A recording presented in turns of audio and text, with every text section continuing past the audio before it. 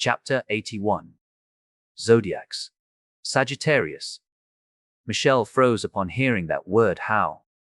Those guys from before are talking about it now. I'll beat them first.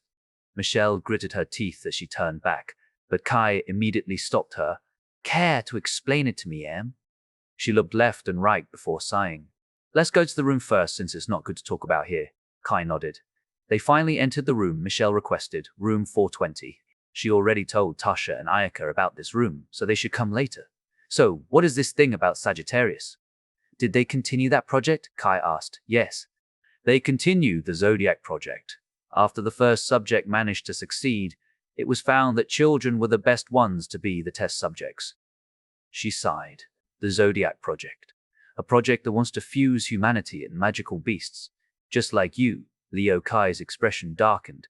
Is the professor numb? She stopped doing that after she succeeded.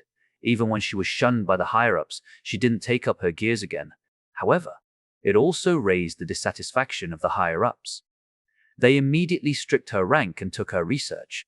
After that, they managed to make another 4, and 2 of them are in this school, she explained. Who are they? Both of them are the same age as you and me. A first year, Isabel Fisher, and another first year, Evan Young. Isabel Fisher is the Sagittarius, while Evan Young is the Pisces, she said. Sagittarius and Pisces. Kai closed his eyes. You fused with a lion, and Leo was your name. You got the instinct as well as the strength of a lion. That's why you could get S on your physical rank. As for Sagittarius, she fused with an eagle. Her eyes might be as sharp as your eyes, and you won't be able to hide from her. Her element is wind, and that complements her sharpshooting ability. Anyway, she is the #1 gunner in this academy. She can use all types of guns, including the sniper rifle. As for the last guy, he fused with a fish that complemented his water ability. If I'm not mistaken, even his water magic can be used to heal wounds, she explained. I see. Kai pondered for a moment. What about the other 2, Taurus and Gemini? Taurus is on the east side of this base, while Gemini is from the EU base, so we won't meet them anytime soon. Hopefully, we won't meet. As for their power, Taurus is granted strength and natural recovery ability, while Gemini can do mimicry, though it's more like disguise, she explained. Since they're far from us, it's quite unlikely for us to meet. For now, I want to learn about the 2 in the academy first, Kai said. I'll start with Isabel Fisher. As the #1 shooter in this school, she's the leader of a group called Eagle Group. She's a bit of an airhead, but her ability is the real deal. She also loves to compete with others. She didn't have any interest in challenging me, but it was because I didn't have my own group. Now that I've created a group, she will most likely come to our doorstep and challenge us. We can certainly reject her, but she'll annoy us to death. I want to kill that woman so badly, but her identity and her family background make it impossible for me to do that. Even with you and Tasha here, we still can't kill her because she's favored by the government. After all, she's the second subject, just after you, Michelle sighed. All we can do is beat her normally in school, but no killing. Future days will be filled with annoyance. Kai didn't say anything as he was pondering what they should do, but it was like Michelle said, all right. If she's coming to us, we can just surrender or something, but it might lead her to say something against us, so our best option is to beat her group. But is battle allowed in this academy? Yes, there are group battles in this academy.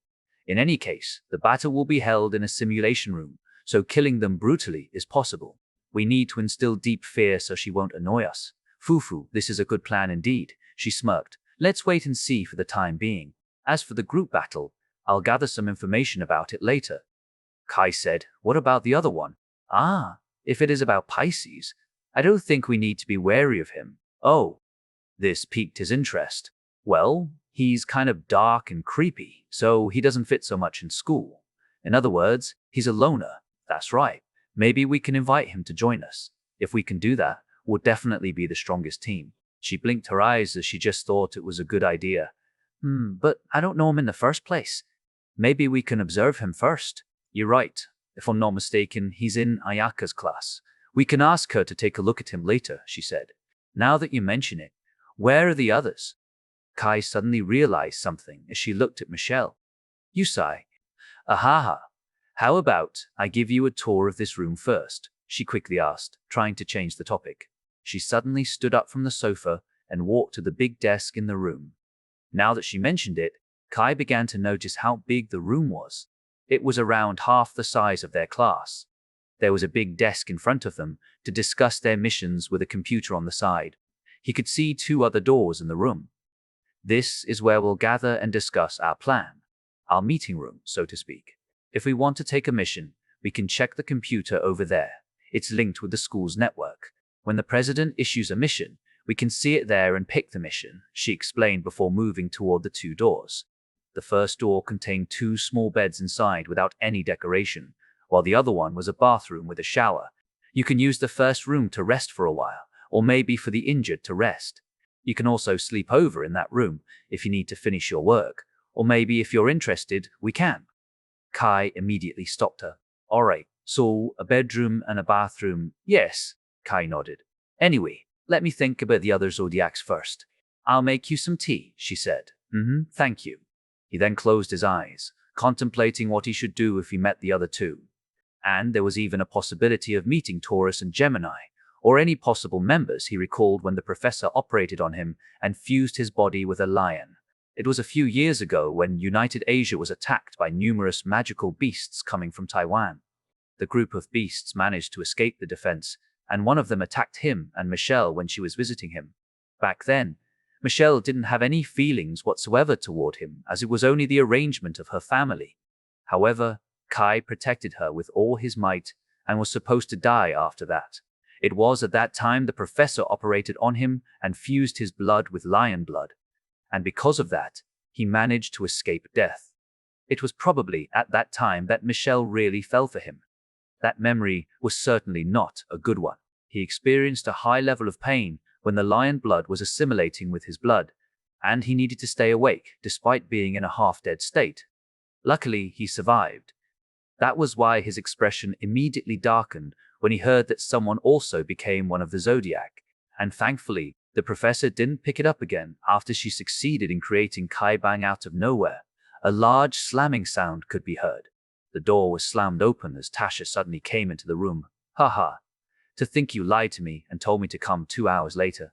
Luckily, I managed to find this out and arrived here earlier. If not, this place would have already become your love nest. But she suddenly realized that the atmosphere was a bit gloomy here. She looked at them, confused. What happened? Kai sighed as he let Michelle explain. Tasha's expression also became serious when she heard this. She never expected that there would be 2 other people like Kai. What are we going to do? She asked. Nothing. There's nothing we can do. Michelle shook her head. If she's going to challenge us, we'll beat her until she doesn't dare to challenge us again. The others also agreed with it. Meanwhile, in front of the door, Ayaka was about to open the door, albeit a bit hesitant. She was still wondering whether she should open this door and come as suggested or not. She had been pondering all of this for 2 days. She shook her head as she told herself, I've decided to dedicate my life to him since he's helped my family. I also like him. She steeled her heart for the last time before opening the door. But when she opened the door, she froze as she saw Kai, who slowly opened his eyes, Tasha, who seemed to be pondering on something, and Michelle, who was pouring tea for Kai. Michelle turned her head and said, Hey, you're finally here. Welcome to my group, Lion Group. Chapter 82. Mission. Hey, you're finally here. Welcome to my group, Lion Group. By the way, we decided that Kai will be the leader, Michelle greeted her. Please come in and sit. Ayaka was frozen. She wanted to turn back and run, but her body betrayed her. Even though she didn't want to, her body walked forward and sat on the sofa like a robot. She kept glancing at Kai with a troubled expression. Good. Michelle nodded her head. Since when am I the leader? Kai asked. Since I registered you, she smirked. Ah? Well, there are no outsiders anyway. But if any of you want the leadership, just say it and I'll give it to you. Kai said, That's not possible. Michelle and Tasha firmly said at the same time. Meanwhile, Ayaka was so tense that she looked like a robot. On her right, she could see an S-rank magician with 2 elements, lightning and space. On her left, there was Michelle, another S-rank darkness magician. And last but not least, the most mysterious one, the one that was sitting in front of her sipping his tea, Kai Carter, a sound magician. She knew he had yet to show all of his power. The pressure came into her as she was wondering if she could be of any use to him. She looked at Kai, not knowing what to say. Michelle simply ignored her and said, "Well, there are a few things you need to know about the group itself. First of all, we need to do at least one mission per month. Of course, if a mission requires more than a month, it will be counted as a second mission. That's why I often take a mission that usually requires a bit more than a month and end the mission on the first day of the next month. That way, I can get a free month." "Or you're a sly one, aren't you?" Tasha looked at her while narrowing her eyes. Michelle simply smiled and whispered something to her. Tasha suddenly blinked a few times and opened her mouth in surprise. She swiftly corrected herself. "Ahem, I mean, she's a clever one." Kai rolled his eyes as Michelle used him as the bait. "All right, moving on. In the mission, we'll get two things: money and group points. Money aside, group points are used to determine the group's ranking. I will explain the group ranking first. There are almost 1,000 groups in this school alone. If we manage to get into the top 100, we'll get a bigger room with more luxurious furniture. When we go on a mission, they'll give us a ride to the nearest military base, but the comfort is questionable. Basically, I don't like it. As for the top 100, they have their own helicopters lent by the army. That's why the first thing we need to do is to get into the top 100, she explained. Indeed, it'll be better to have our personal space and transport. Kai nodded, which is why I got us a perfect mission. Here it is. Mission: Wolves Extermination. Description: 20B. Rank: wolves have been spotted in Prince George, Canada. The leader is a giant wolf with 5 meters in height alone. Proceed with caution. Rewards: 200, 00, and 2,000 points. The rewards were quite big, but considering the mission, getting such a reward was normal. Kai didn't have any problem with this mission as he was confident they could succeed. Tasha also didn't have any objections, while Ayaka could only nod her head. After looking at the siblings nod their heads, Michelle also nodded her head and typed something on the computer before a screen projection appeared on the big table. It was a map of Canada. The nearest military base is in Edmonton. We can request a vehicle from there to carry us to Prince George, but I think Tasha's teleportation will be faster. It should not be that far, and the route should be pretty safe, since our front lines are in Nunavut, the Northwest Territories, and Yukon, and most of the magical beasts have been cleared by the army. Will that be okay with you, Tasha? Fine by me. I should be able to teleport us there. If I can't, I'm sure Kai can do it with a single teleportation. And your true intention would be to kiss him again. Michelle narrowed her eyes. Hee hee, this is a privilege. Tasha grinned while Michelle shook her head. Anyway, this is Prince George, and this is the place that the wolves were last seen. She then tapped the projection twice, and the map was zoomed. Kai will be our vanguard and scout for this mission, while Ayaka and I will be the main attacker. As for Tasha, you'll support us with your bow. Any objections? All of them shook their heads. Still, I think it's better to introduce ourselves and the things we can do first. This way, we can make a detailed plan and improve our teamwork. I'll start first. I'm Michelle Graham. You can call me Michelle. My element is darkness or shadow. She continued to introduce everything about her, including her magic. After that, Kai and Tasha followed suit while Ayaka was the last. They then tried to come up with a few patterns of combinations. Good, I assume you three are new to this, so we'll go tomorrow. You can use today to inform your parents about this. But before she ended the meeting, she dragged Tasha to the bedroom and said, Tasha, we need to keep Kai's secret as a zodiac from Ayaka for the time being. I plan to make her stronger first before accepting her. I see. Although I'm reluctant to let her join, I'll let Kai be the one to decide. Tasha sighed. Fufu Kai is charming, and that's good. But I still feel that we need to restrict the number a little bit. Let's wait and see first. Fine. They then went back to the meeting room. Anyway, tell your parents about the mission first. We'll go tomorrow, Michelle said. Kai and Tasha nodded before going back together. As for Ayaka, she suddenly called Michelle, who wanted to go back. Wait, do you need anything from me? She looked at Ayaka with a poker face. Ayaka hesitated before bowing her head. Please teach me how to get stronger. She looked at Ayaka and sighed. I can't teach you how to get stronger, as the answer lies within yourself. For me, I think of his flaws and train myself so I can cover that flaw with my ability. Before I know it, I can proudly stand beside him like this. Now, I am asking you, why do you seek power? If you have attained the power to fulfill your goal, can you have another motivation to get stronger? I'll say it again, the answer lies within yourself. I might not be able to help you with this, but I do have a hint for you. You need to increase your control. You might not realize it, but you managed to burn my shadow doll with your fire wings. Anyway, that's it. Take the key with you since neither three of us need a key to enter this room. She then left the room, leaving Ayaka alone in the room. After getting the answer from Michelle, she didn't immediately go back to her house. Instead, she just stayed there. After 2 hours, her eyes slowly changed. Her eyes were filled with determination again. She then took a deep breath, took the key, and left the room. Before she knew it, Ayaka was kneeling in front of her father. Father, please teach me how to improve my control. Kuro Yoshihiro was taken aback by her request. Not long before this, they were still talking about the academy and the group. Although he slightly furrowed his eyebrows when she talked about the mission, he was not really worried after hearing who the members of her group were. However, Ayaka suddenly dropped to the floor and begged him to teach her. He was confused. Teach you how to improve your control. You're strong enough right now, and you might even beat most of your peers. Why do you want to get stronger? Because I'm not strong enough. I didn't know grandfather died.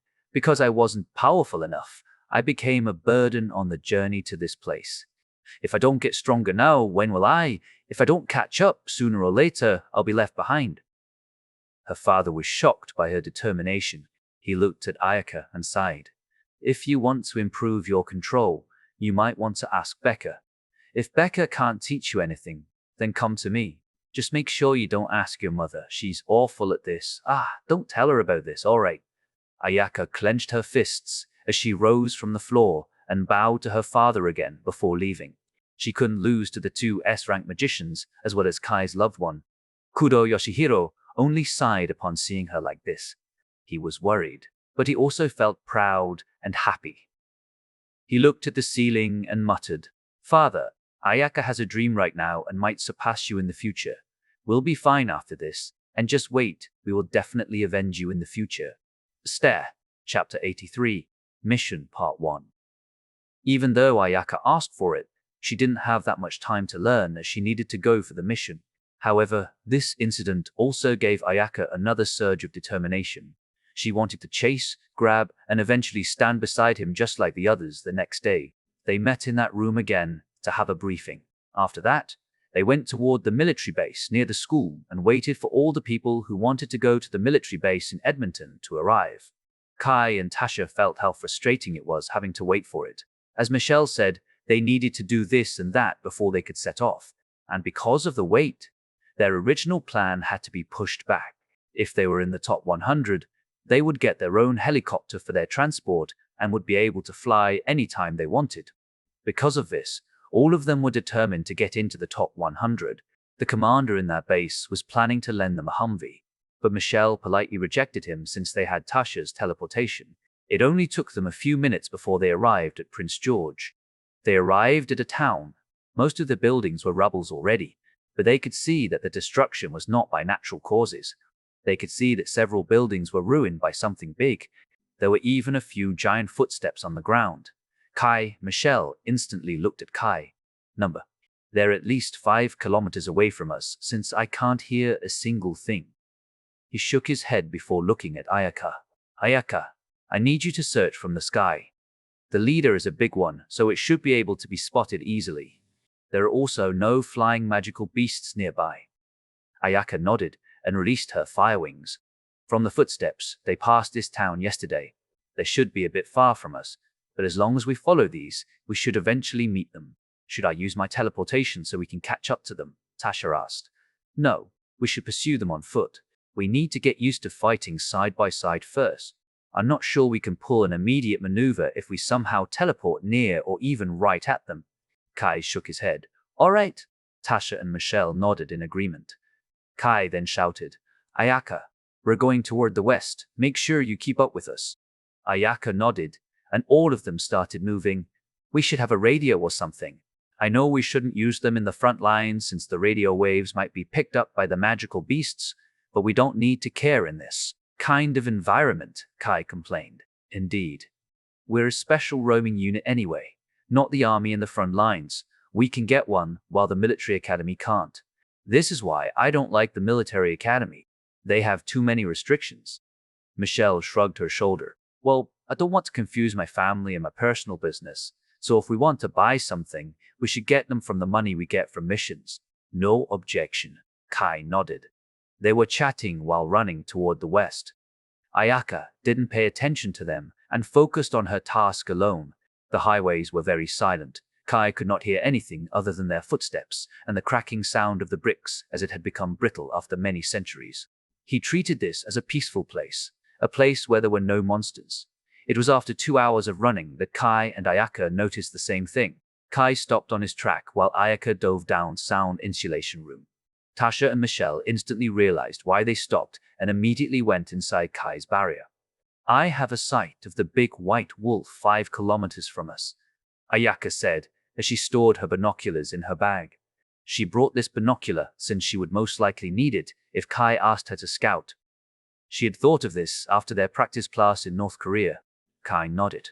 There are a number of footsteps around it, but I feel that there are around 50 of them, so there must have been a mistake in the information we received. What are we going to do? To be honest, we usually ignore the information, as they're usually pretty inaccurate. Still, a difference this big is a problem, Michelle replied. Still, is there a problem? Tasha crossed her arms. Kai and Michelle smiled. Number. I have 2 plans, safety and speed. Which one do you want? Kai asked them. Speed. The 3 of them immediately said as they understood Kai's personality. Even with the plan prioritizing speed, he still considered their safety, so they didn't need to worry. All right, he nodded. Here's the plan. Ayaka will place her magic bombs on this highway. We will then lead them to this place and kill them in one sweep. Sister will ready her teleportation magic in case there are some wolves that didn't get blown up and teleport them inside the explosion. That way, they will surely perish. But the giant wolf surely wouldn't be killed with just this. So Ayaka, Michelle, and I will immediately attack the giant wolf after those explosions. Meanwhile, Sister needs to check if there are any wolves that manage to survive even after all of that, and provide cover while we're fighting the giant wolf. No objection, Michelle said while the others nodded their heads. By the way, what's the safer plan? Ayaka asked, wanting to learn everything from him. Lure them to a city and bury them with rubbles. It should be enough to kill all the small ones. We'll then fight the giant one together, Kai said. Well, we can also make you and Sister fly to the sky and rain them with magic. Ayaka pondered for a moment. She understood the logic of his plan, but if it were the first one, they would need to search for a town that had tall buildings. There's a town like that, but it was a bit further behind, so it would take too much time. It would be a bit difficult to kill them from the sky since the wolves might just run since they can't reach her. Ultimately, it would just be a waste of time and magic power. Ayaka nodded. I'll make a few marks so you know where the magic bombs are. Good. Since there are no objections, we'll set a timer from now. We can arrive at their position in 10 minutes at full speed, so set it up for 20 minutes, Kai said as he put a timer on his watch. He then looked at the highway and calculated the distance. We'll put magic bombs from this place to 100 meters from us. Place it with intervals of 5 meters, understood. Sister, you can search for a position you think is best. Michelle and I will lure them, Kai said as he looked at all of them. All right, time start. He started the timer and immediately disappeared with Michelle 1959. On the way, Michelle looked at Kai. I think 20 minutes is too long.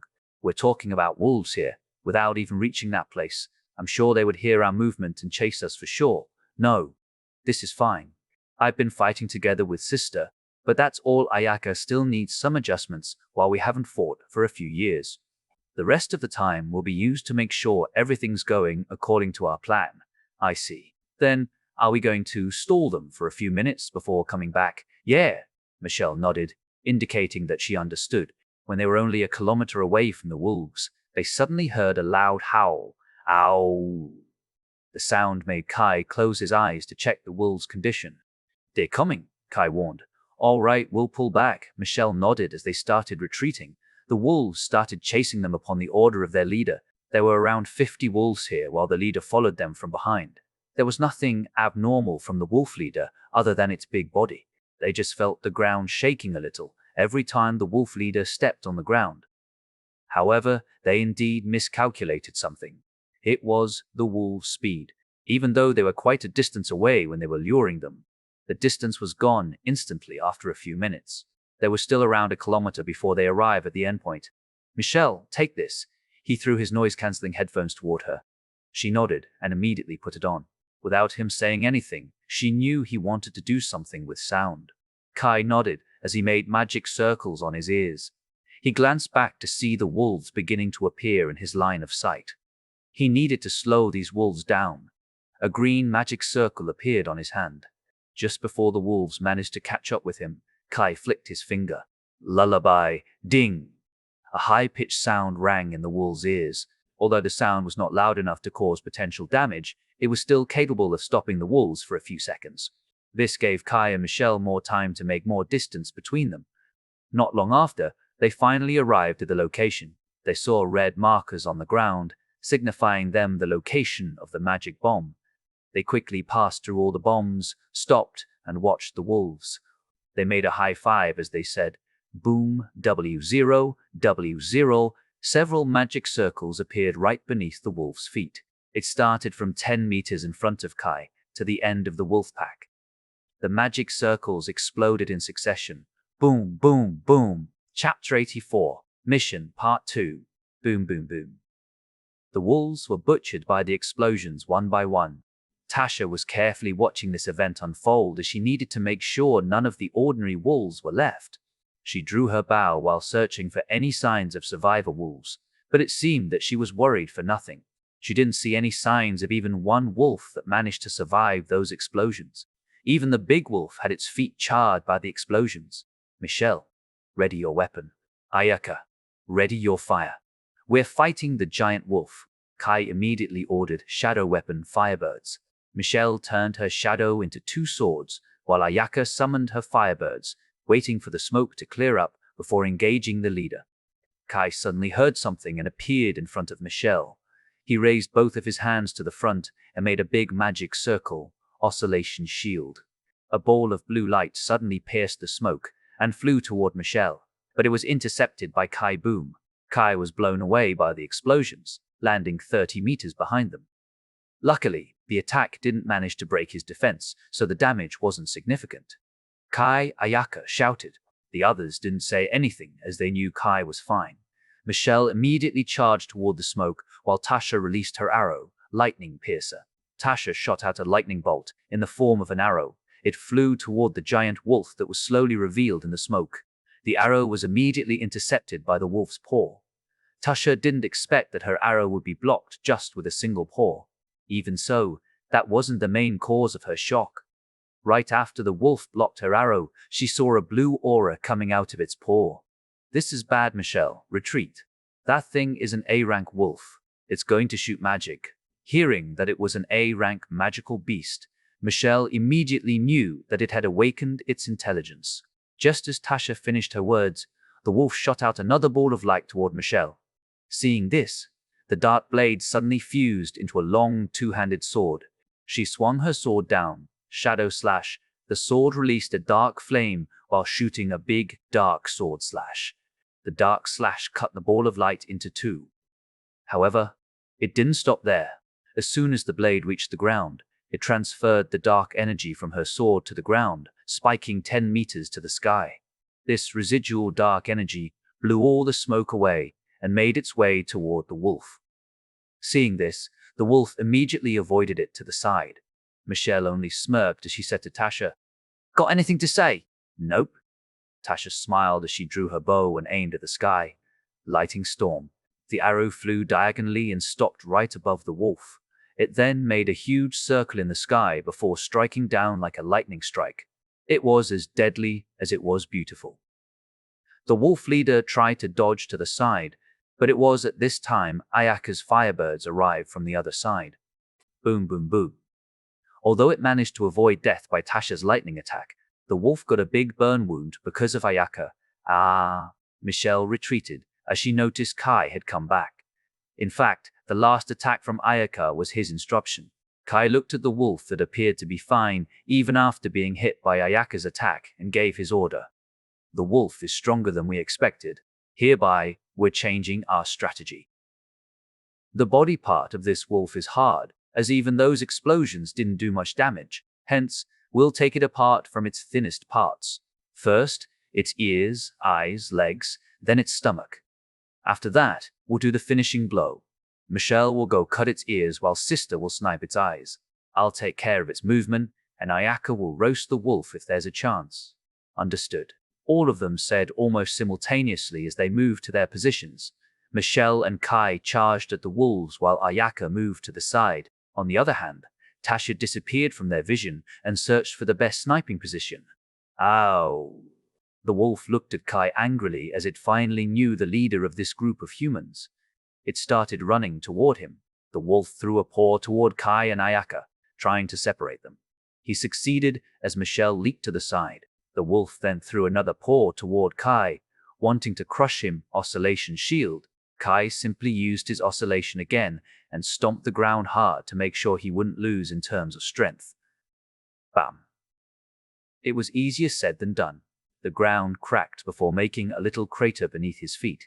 Seeing that he stopped the wolf's momentum, he immediately dodged to the side and swung both of his swords toward its paw. Unexpectedly, even with his strength, he didn't manage to pierce the inner layer, only making shallow marks on the paw. Seeing that, he immediately leaped 1 meter above the ground and struck the wolf's leg with his foot. Ow! The wolf lost its balance because of this and fell to the side.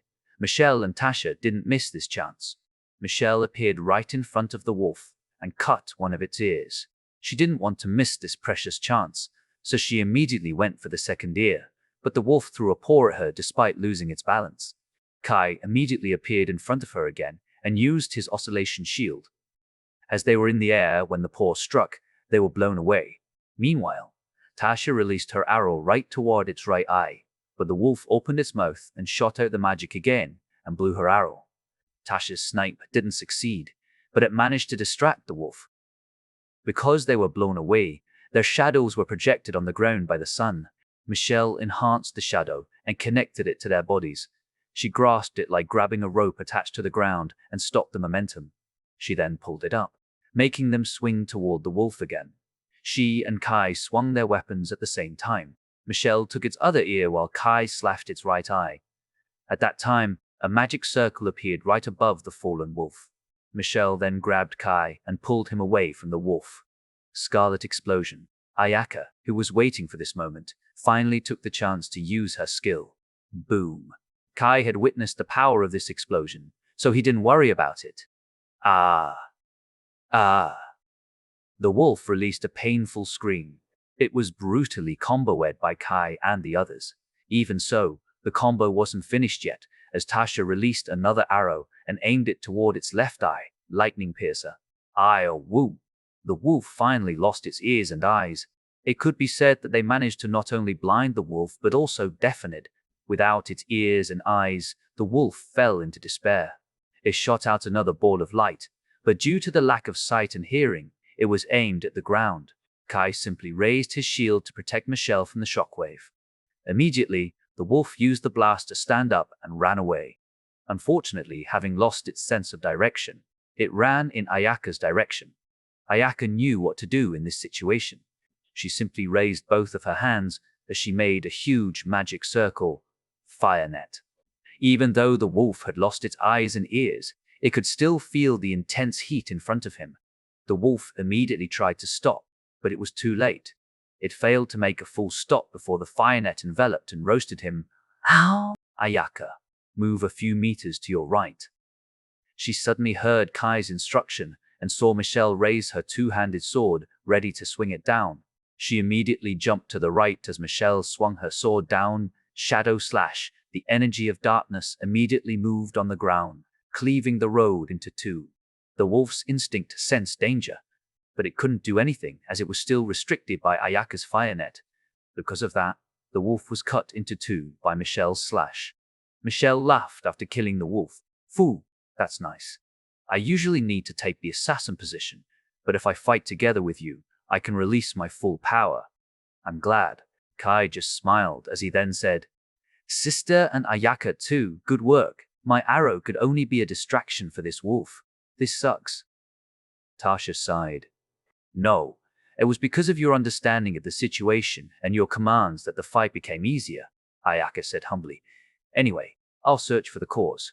We can exchange the cause with money to buy equipment, Michelle said as she leaped toward the giant wolf. She dug down a blue crystal out of its head. This was the core that could be used as fuel and such. The crystal itself was around 50 centimeters wide, so it was pretty big. She also checked the other wolves and found a few small crystals. With all of this, we should be able to get around $50,000. She was smiling. Suddenly, her communication device rang. It was from the student council president. What is it? Michelle picked up the call. It finally reached. There's an emergency mission. You four shall make your way toward Prince Rupert to your west. It seems they're under heavy attack from sea magical beasts. All the people nearby have been called for this, so they're also on their way. At first, I didn't want to have your group participate, considering how you'll need to pass Valpy mountain range and don't have a helicopter to bring you there, but I remembered that you have teleportation magic, so I chose to inform you. Don't worry, there will be a reward. Chapter 85, Emergency Mission, Part 1. Everyone also heard it, so Michelle asked them, What do you think? Do you want to go for another mission? Tasha and Ayaka instinctively looked at Kai, asking for his opinion. Kai looked at Michelle and asked, I'm not familiar with the system. Can you explain it a bit more clearly? Well, this is an emergency mission to help our comrades in Prince Rupert. Unlike United Asia, the sea creatures around here are pretty active and they often attack the land. That's why we have our own armies stationed around the port city. Their duty is to stop the invasion of those sea creatures. It seems the situation there is not really good, so the mission might be dangerous, Michelle explained. But the reward is usually pretty great, so I think it's worth it, Kai pondered for a moment. Can we retreat if we find it dangerous? Yes, it's not an obligatory mission.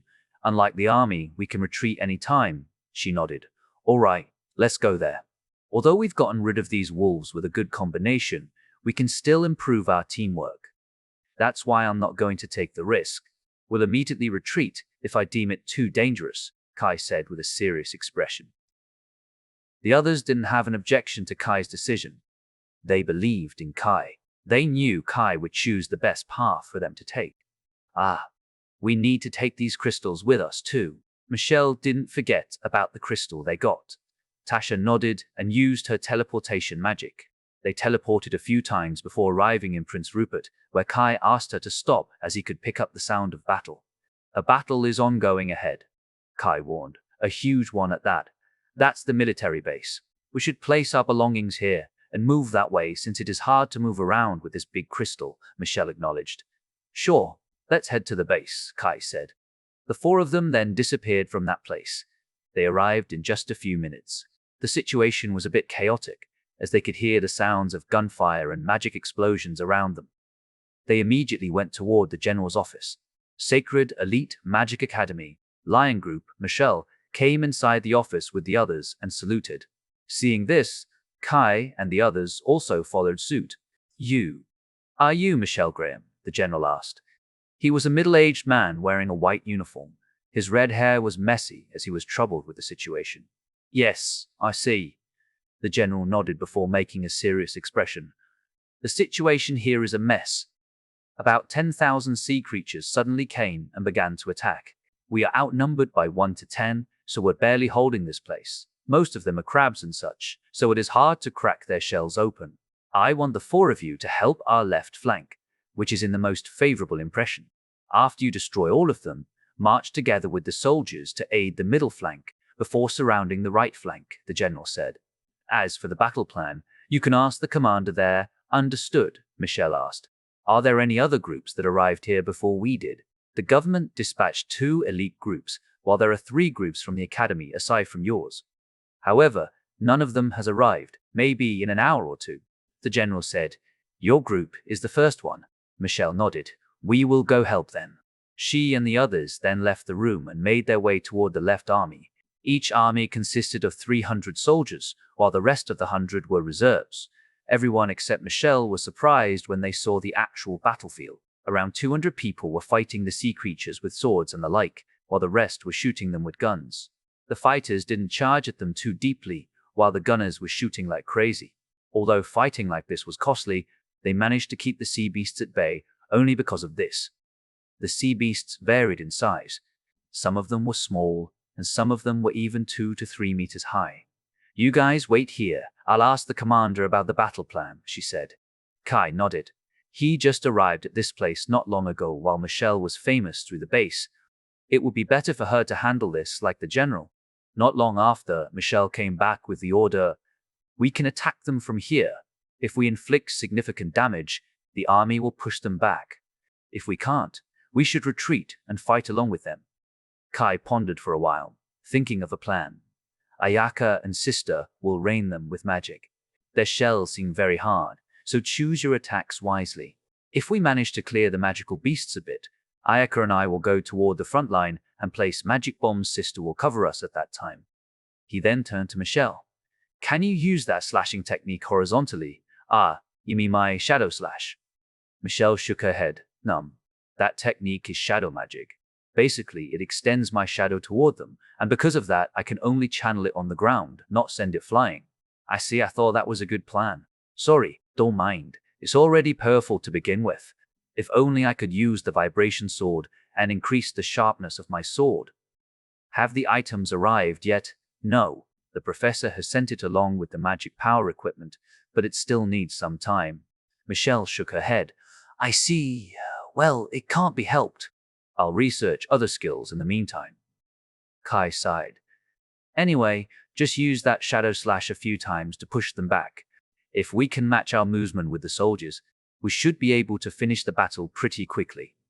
"Alright, last thing, what about your magic power?" "I've used about 30% of my power, 20%, 50%, Ayaka, Michelle, and Tasha replied. The burden was on Tasha this time, as she had to teleport them several times, so Kai said, "Sister, take it easy this time." Tasha nodded. "Don't worry, I know my limit. With our current magic power, we should be able to handle the left and middle since I didn't find any strong monsters. As for the last one, we'll see," Kai then commanded. "Move out." Ayaka immediately started with a bang. Scarlet explosion, boom. The explosion blasted the sea creatures away, making a huge entrance for Kai and Michelle. Michelle immediately took this chance to use her shadow slash, cutting about 50 sea creatures at once. If it didn't have a range limit, she might have been able to cut a few hundred of them with that slash alone. Kai also stopped a bigger one and threw it toward the crowd of sea creatures. This made the people who saw it wonder how strong he was. Of course, they didn't have the luxury to ponder over the matter, as they still had to defend against the sea creatures. They couldn't let their guard down. Meanwhile, the commander furrowed her eyebrows. "Fighters, charge in 2 waves. Gunners, prepare for cover fire. Make sure no friendly fires occur." The commander immediately ordered the soldiers to charge. "Yes, ma'am." Kai took a deep breath and released his killing intent. He then charged toward the monsters like a beast, killing them one by one with his superhuman strength.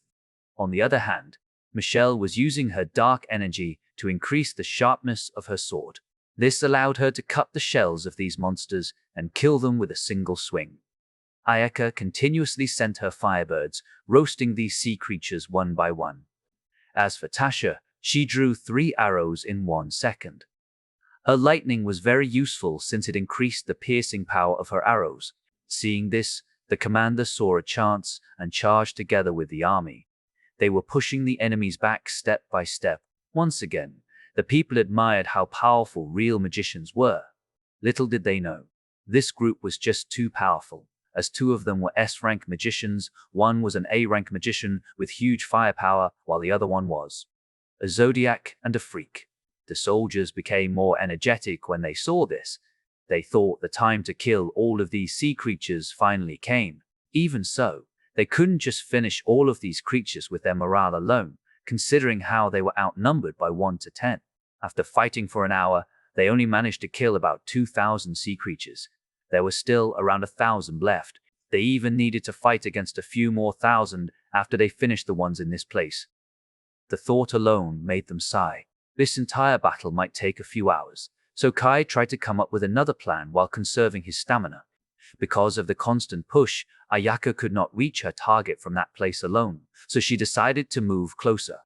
She suddenly flew with her fire wings as she started roasting them one by one, making them look tasty. Even Michelle mentioned that she wanted to eat seafood after this battle. However, Kai had a different point of view when he saw this. Kai suddenly thought of something crazy.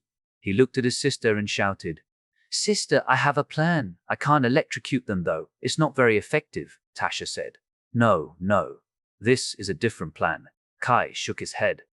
"How about teaching these sea creatures how to fly?" Chapter 86, Emergency Mission, Part 2.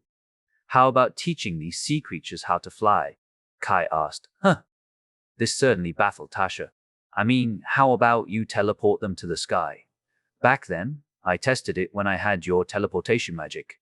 I could send someone up the sky for up to 2 kilometers above that. The magic circle will freeze and the magic will be undone. If not, I would have already sent those people from the Katsuragi family and Aikida family to space and make them space debris," Kai said. Tasha dropped her jaw. Not only her, even those who heard his plan were shocked. They just couldn't believe what he just said.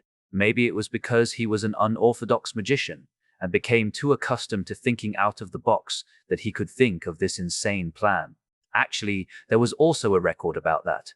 However, it was deemed to be a failure as numerous magicians could fly. But since they were fighting sea creatures with hard shells, such a tactic was perfect for the situation.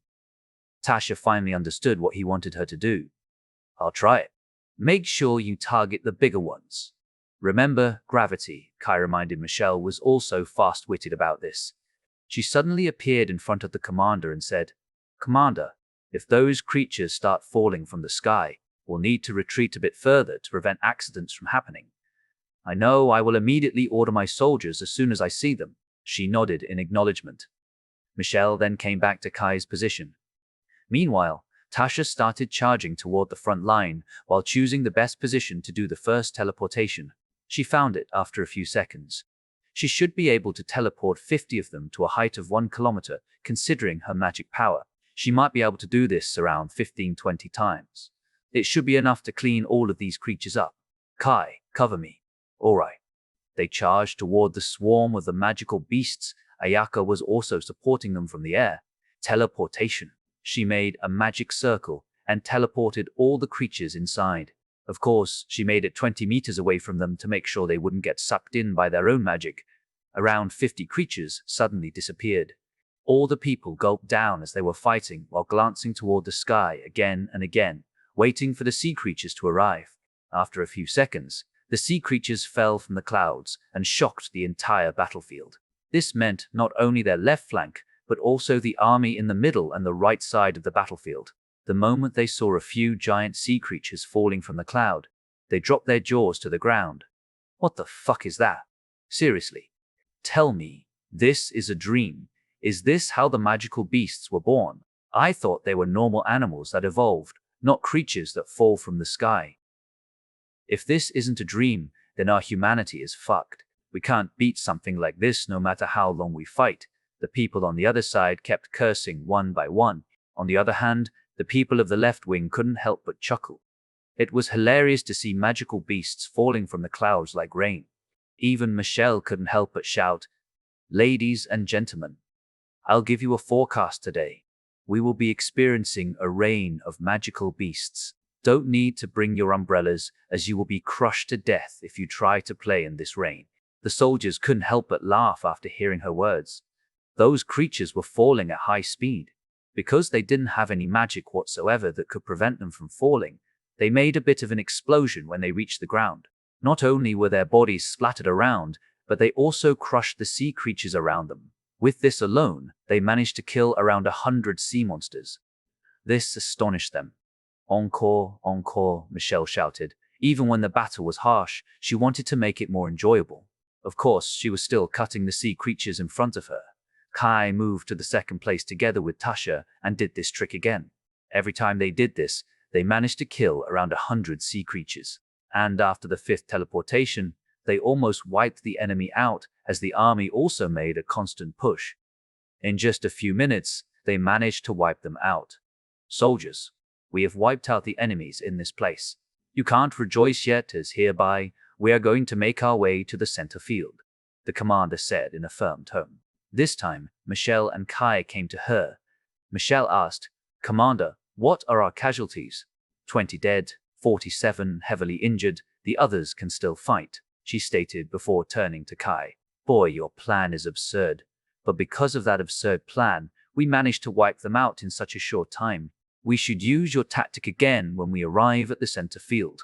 Kai pondered for a moment. How about their terrain? We're near the sea and don't have any buildings with us. If there are buildings around, I'm afraid it will be hard for positioning. No, our army has taken care of that, so the terrain is going to be similar to the terrain here. Then, there's another plan I would like to try, Kai said. Even though that plan is great, it wouldn't be enough to kill all of them considering the magic power. That is true. I forgot that we're here because we're lacking in magic power and have weak magic elements. You guys also have a limit. The commander shook her head. All right, tell me about your plan.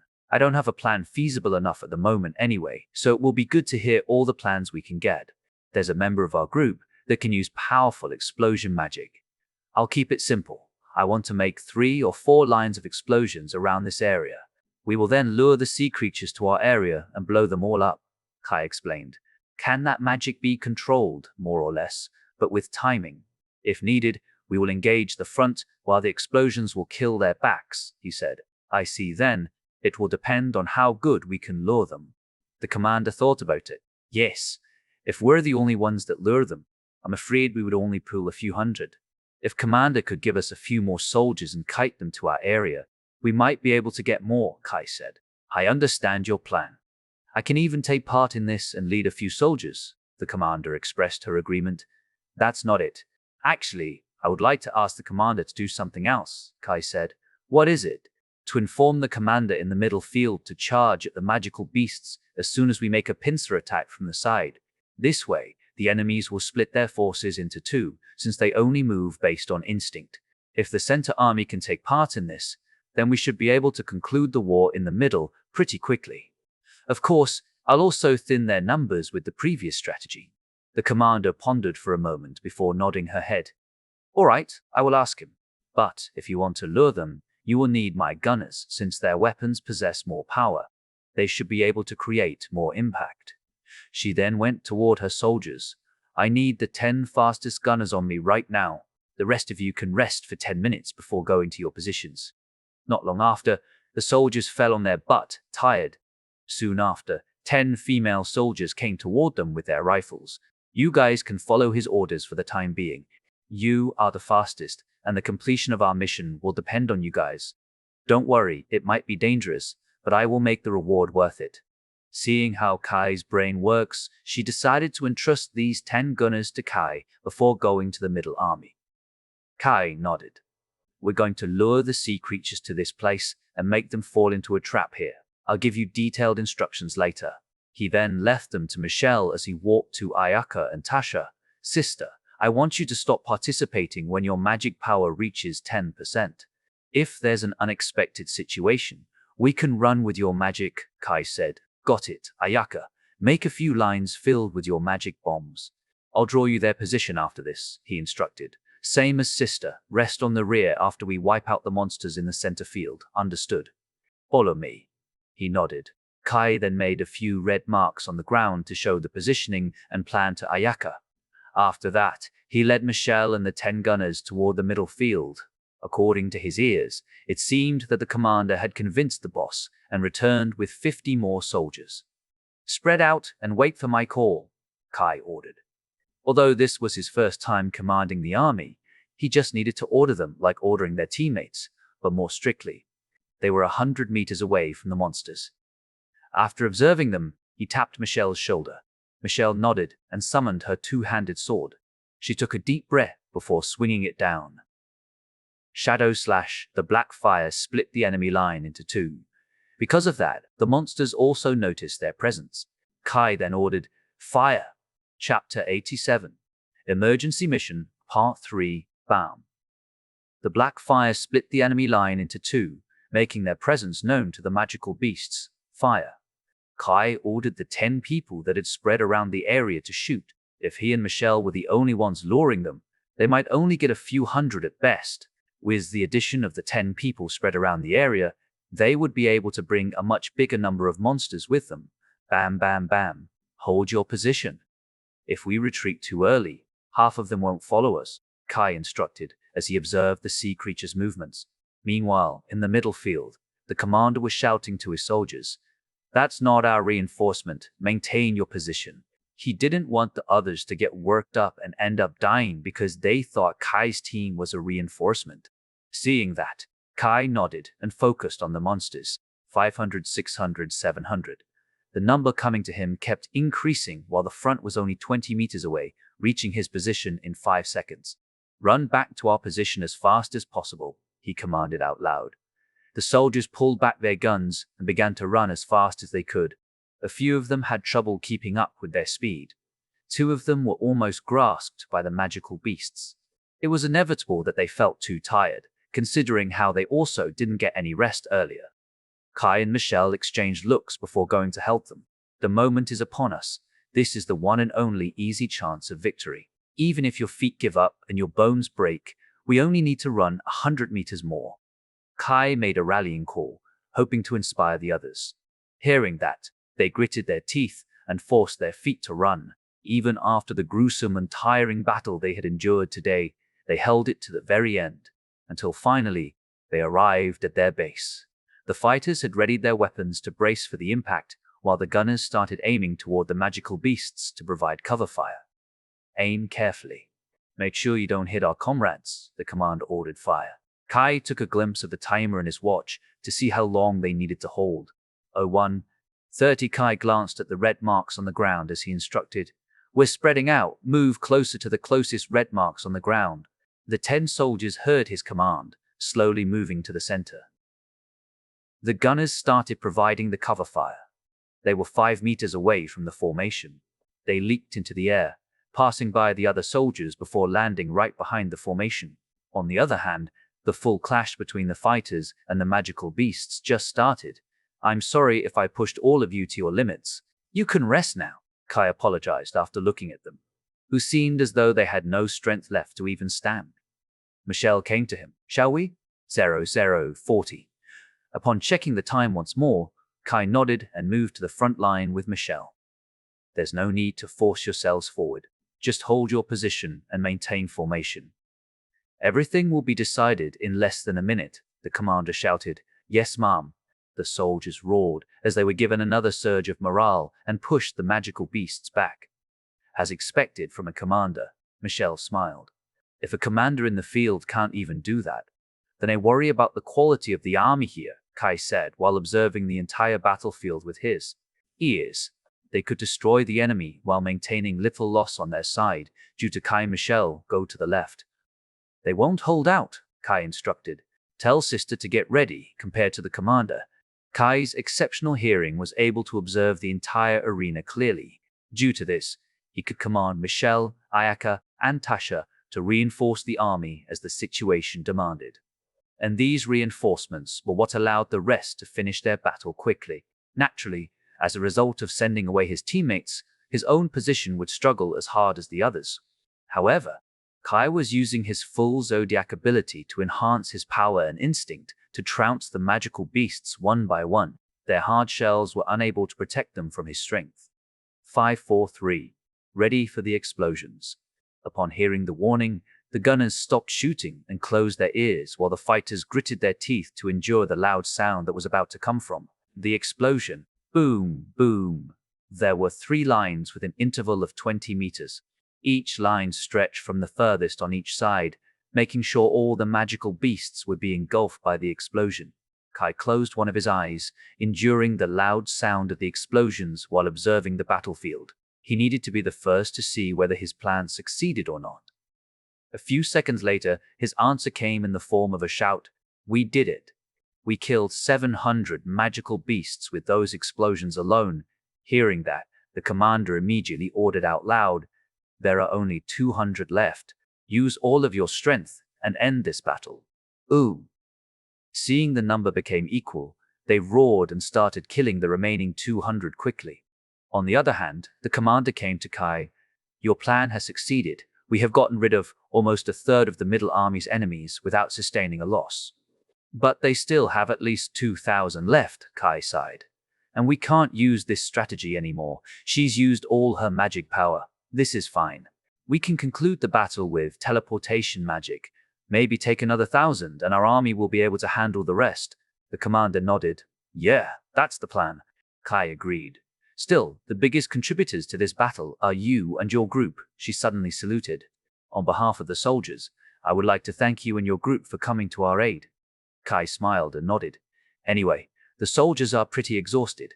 We should give them a little break first. If not, I'm afraid they'll be owned by the magical beasts.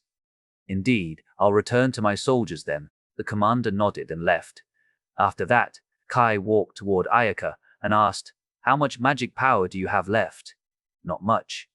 Only around 10%, I guess. Sorry. It seems I won't be able to join the other fight. Don't say that. You've killed more than 800 magical beasts in this fight alone. Kai shook his head. Go back to the base and rest there. We'll pick you up in a few hours. Okay, Ayaka nodded her head. He nodded before turning his head to Tasha.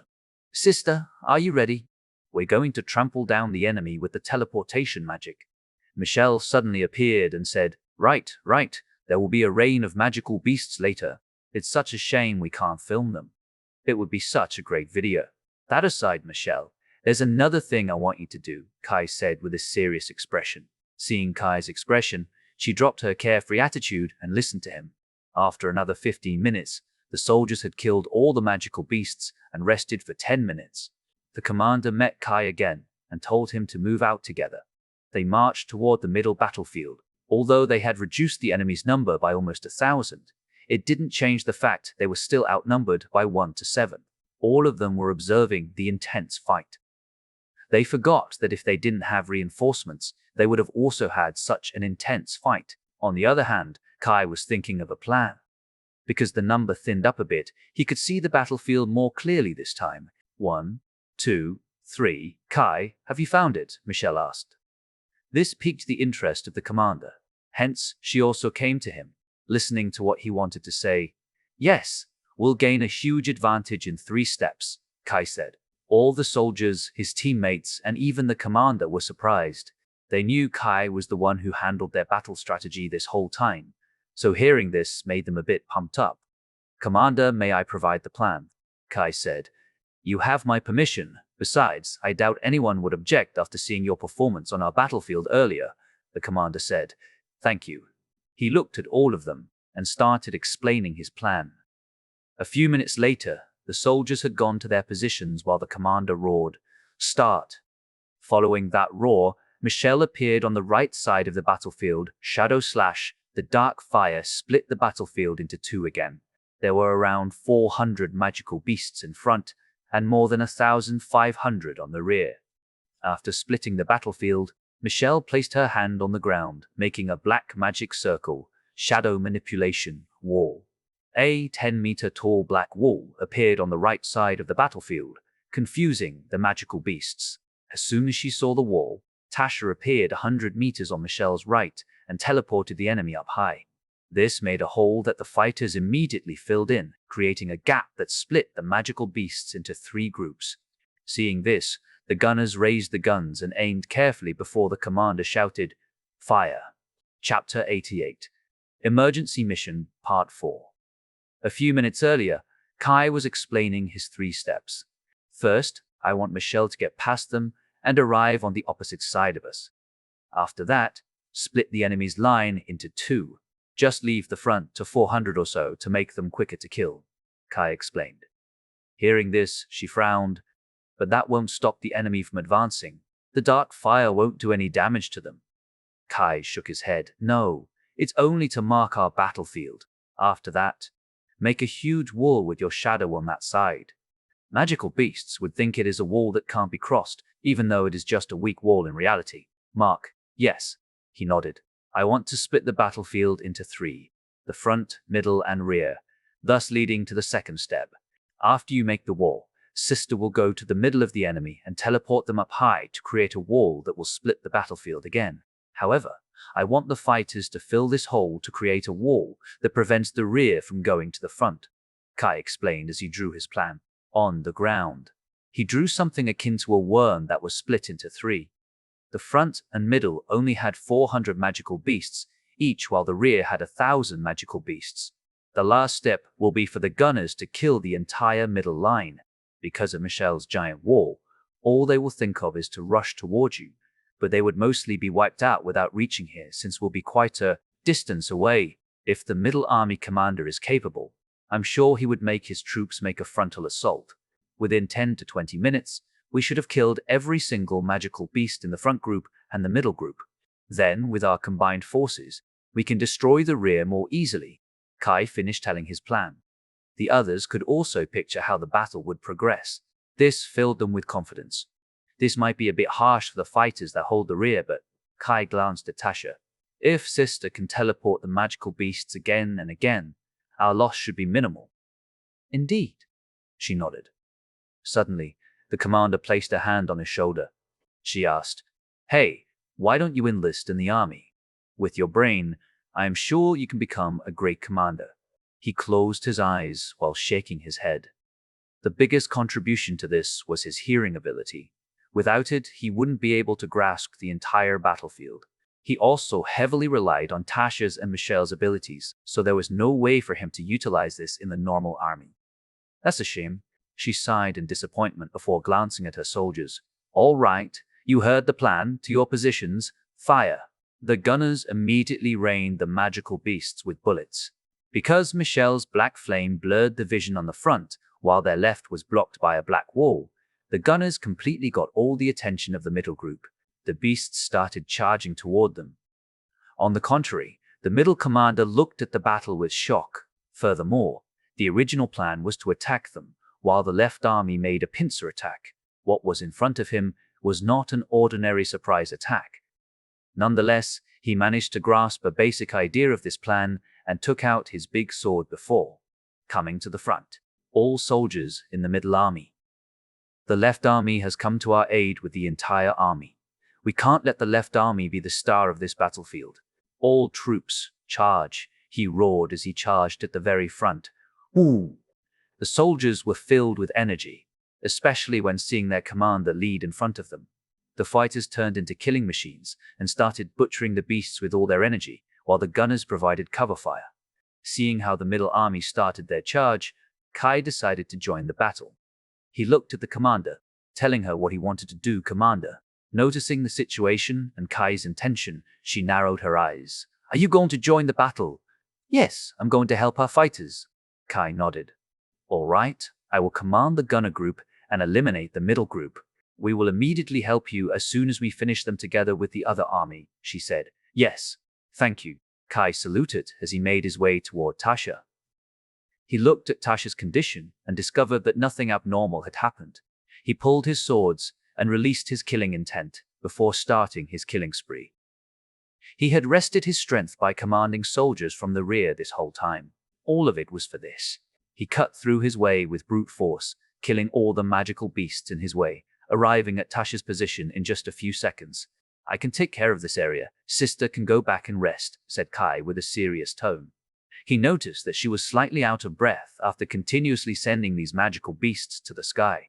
Judging from the sounds on the battlefield, there were only about 500 magical beasts left, and most of it was thanks to her.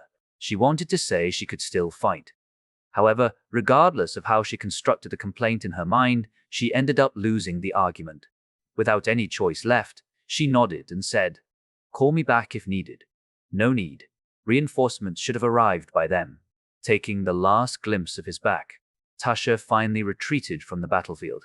Not long after, Michelle helped them and concluded the battle in less than 20 minutes with both armies' assistance.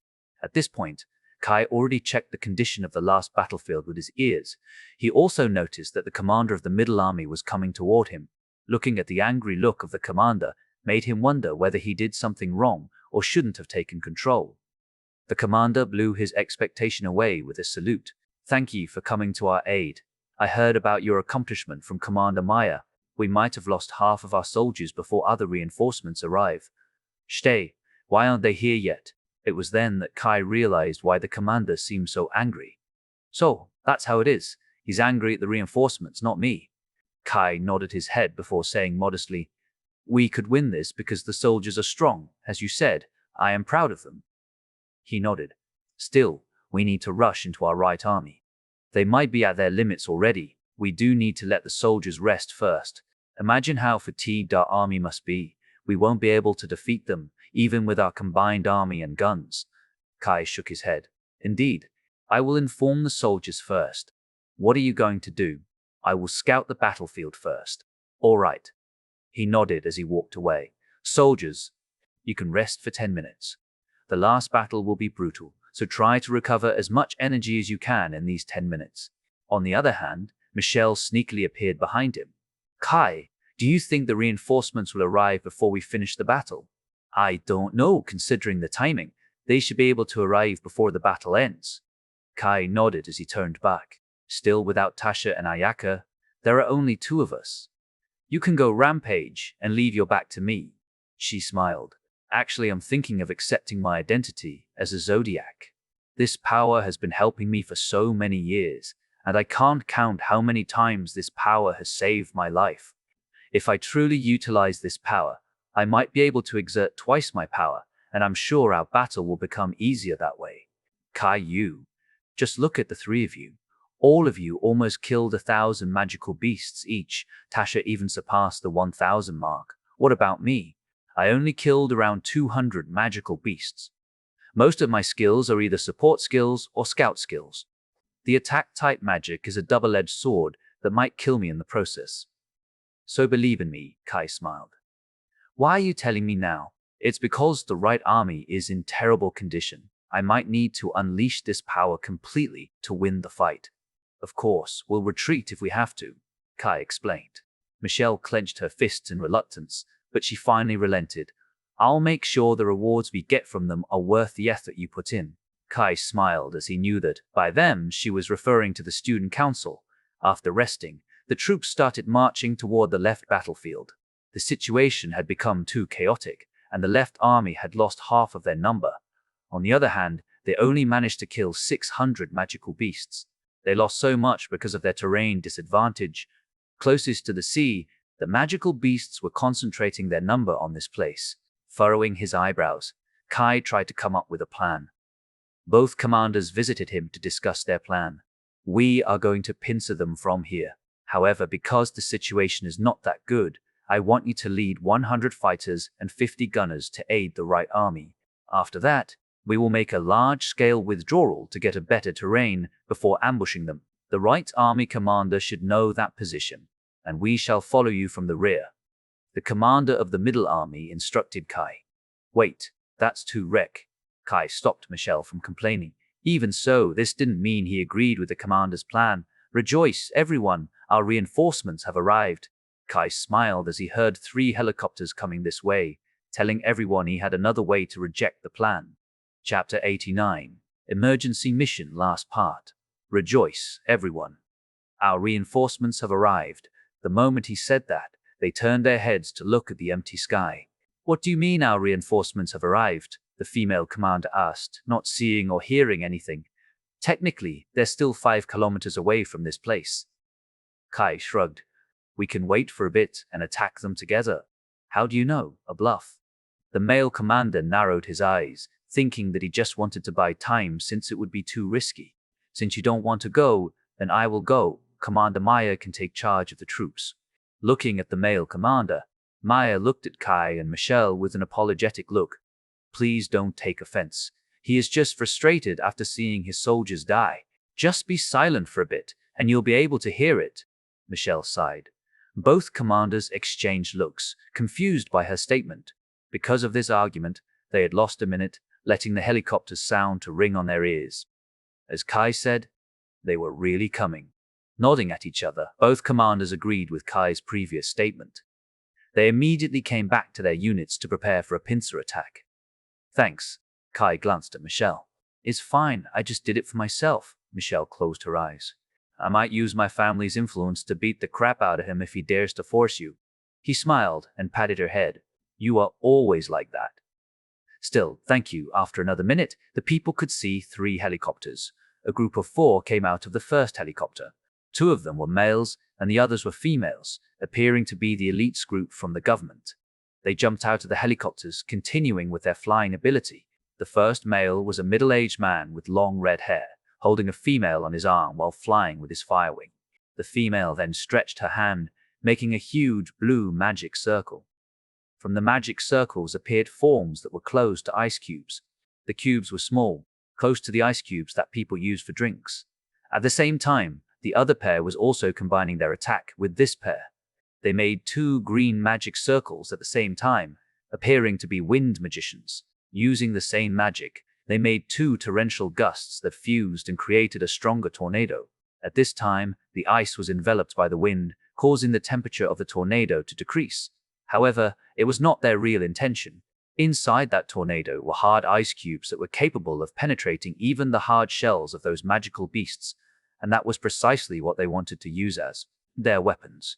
The group wanted to utilize it to its full potential by using this tornado. The tornado swept away the magical beasts around the right army, helping them in that hopeless situation.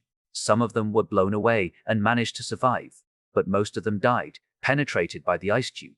The moment they landed on the ground, they started rampaging around to kill as many as possible. "With this, it should be enough for us to pincer from here," said Kai while observing the situation. Both commanders didn't have any objections as they went back to their troops. "All troops, charge." "Ooh!" Kai and Michelle also marched together with the soldiers. In front of them was a 2-meter crab. They were ready to kill it, but suddenly a bullet penetrated its body and killed the crab. Kai and Michelle instinctively turned their head to see who interrupted them.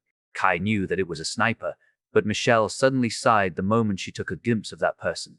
On the second helicopter, a woman with long pink hair was lying down, aiming her sniper at 2 people that piqued her interest. "Fufu. My family informed me of something interesting 2 days ago. To think Michelle Graham would make a group for someone. Why don't you target some more, so I can kill them before you can even touch them?" "Fufu, show me your power. The first ever Zodiac, Leo." She wanted to see what kind of man managed to move the woman called Michelle Graham. "You know her. Who is she?" Kai asked. "She seems to want to steal me." "That is Sagittarius, Isabel Fisher." Michelle gritted her teeth. "To think she's our reinforcement. I'm starting to regret joining this emergency mission. In fact, how could the student council president not know about this?"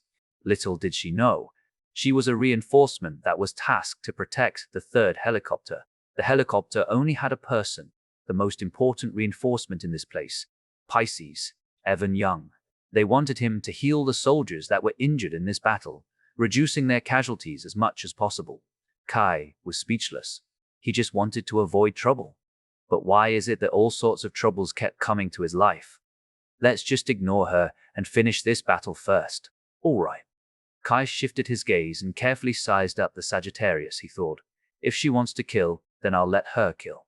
He started moving toward a magical beast that was killed by the sniper again. He smirked and repeated the process over and over again, using her to kill the enemy. Michelle chuckled upon seeing that. "This is truly hilarious.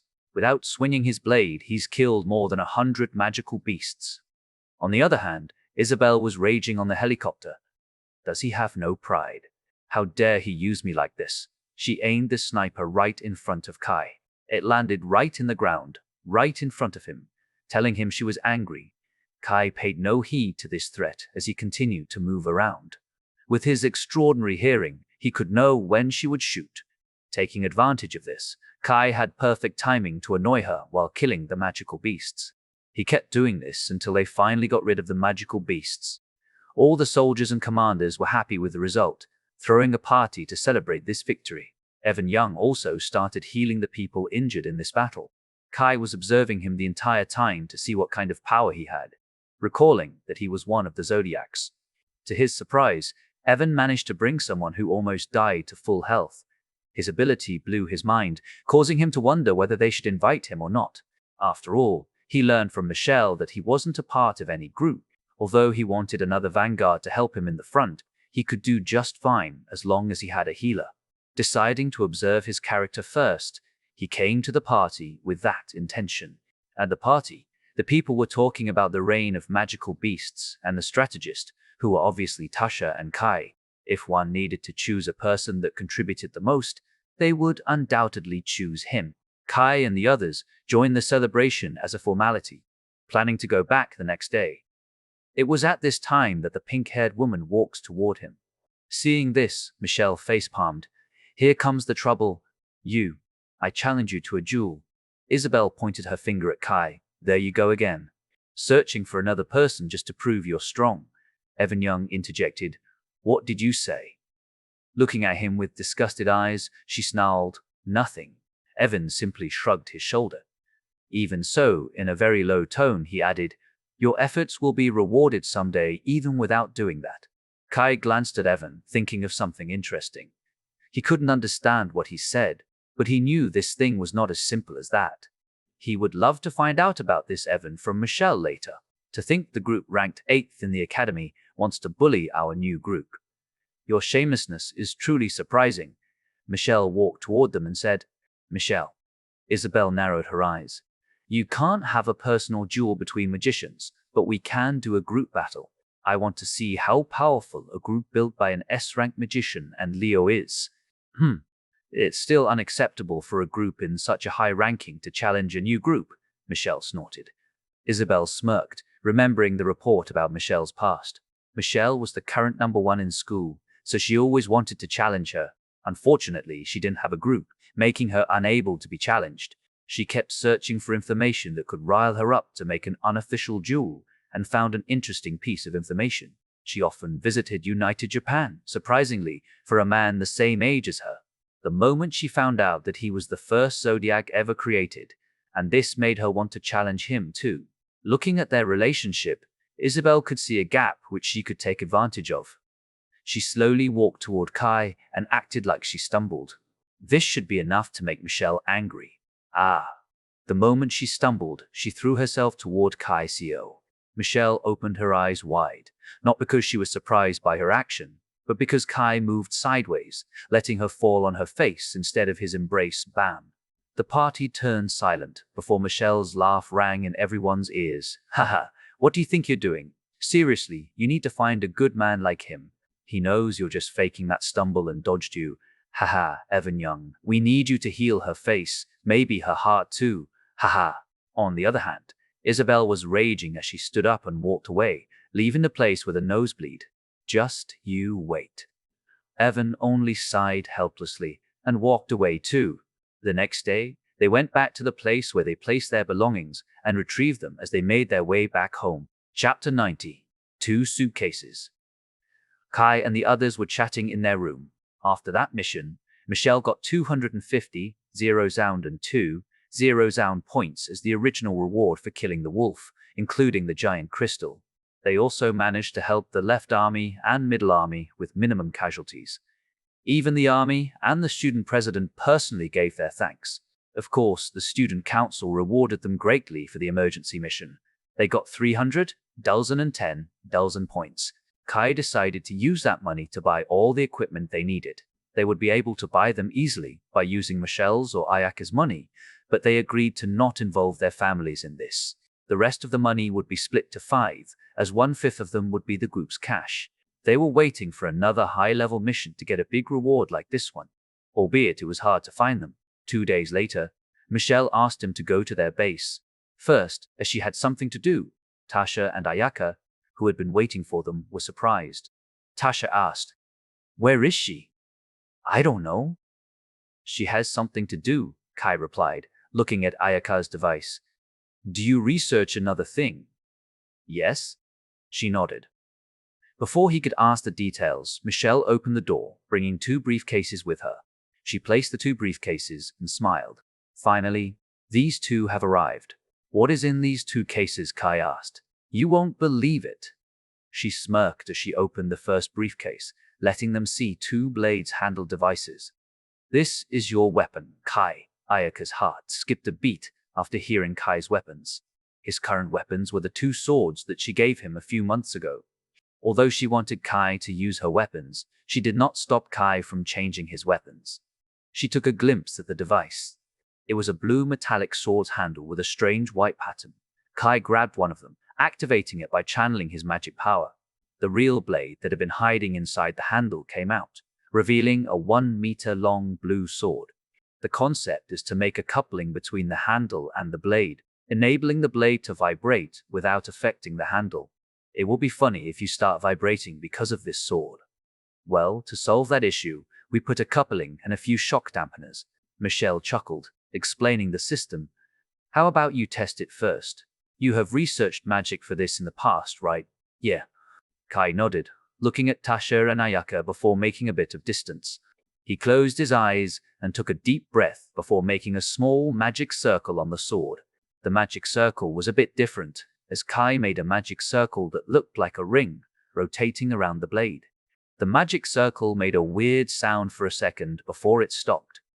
The energy from the sound then transmitted to the sword, making the sword vibrate. The vibration started slowly before picking up speed bit by bit, until it finally became a high-speed vibration.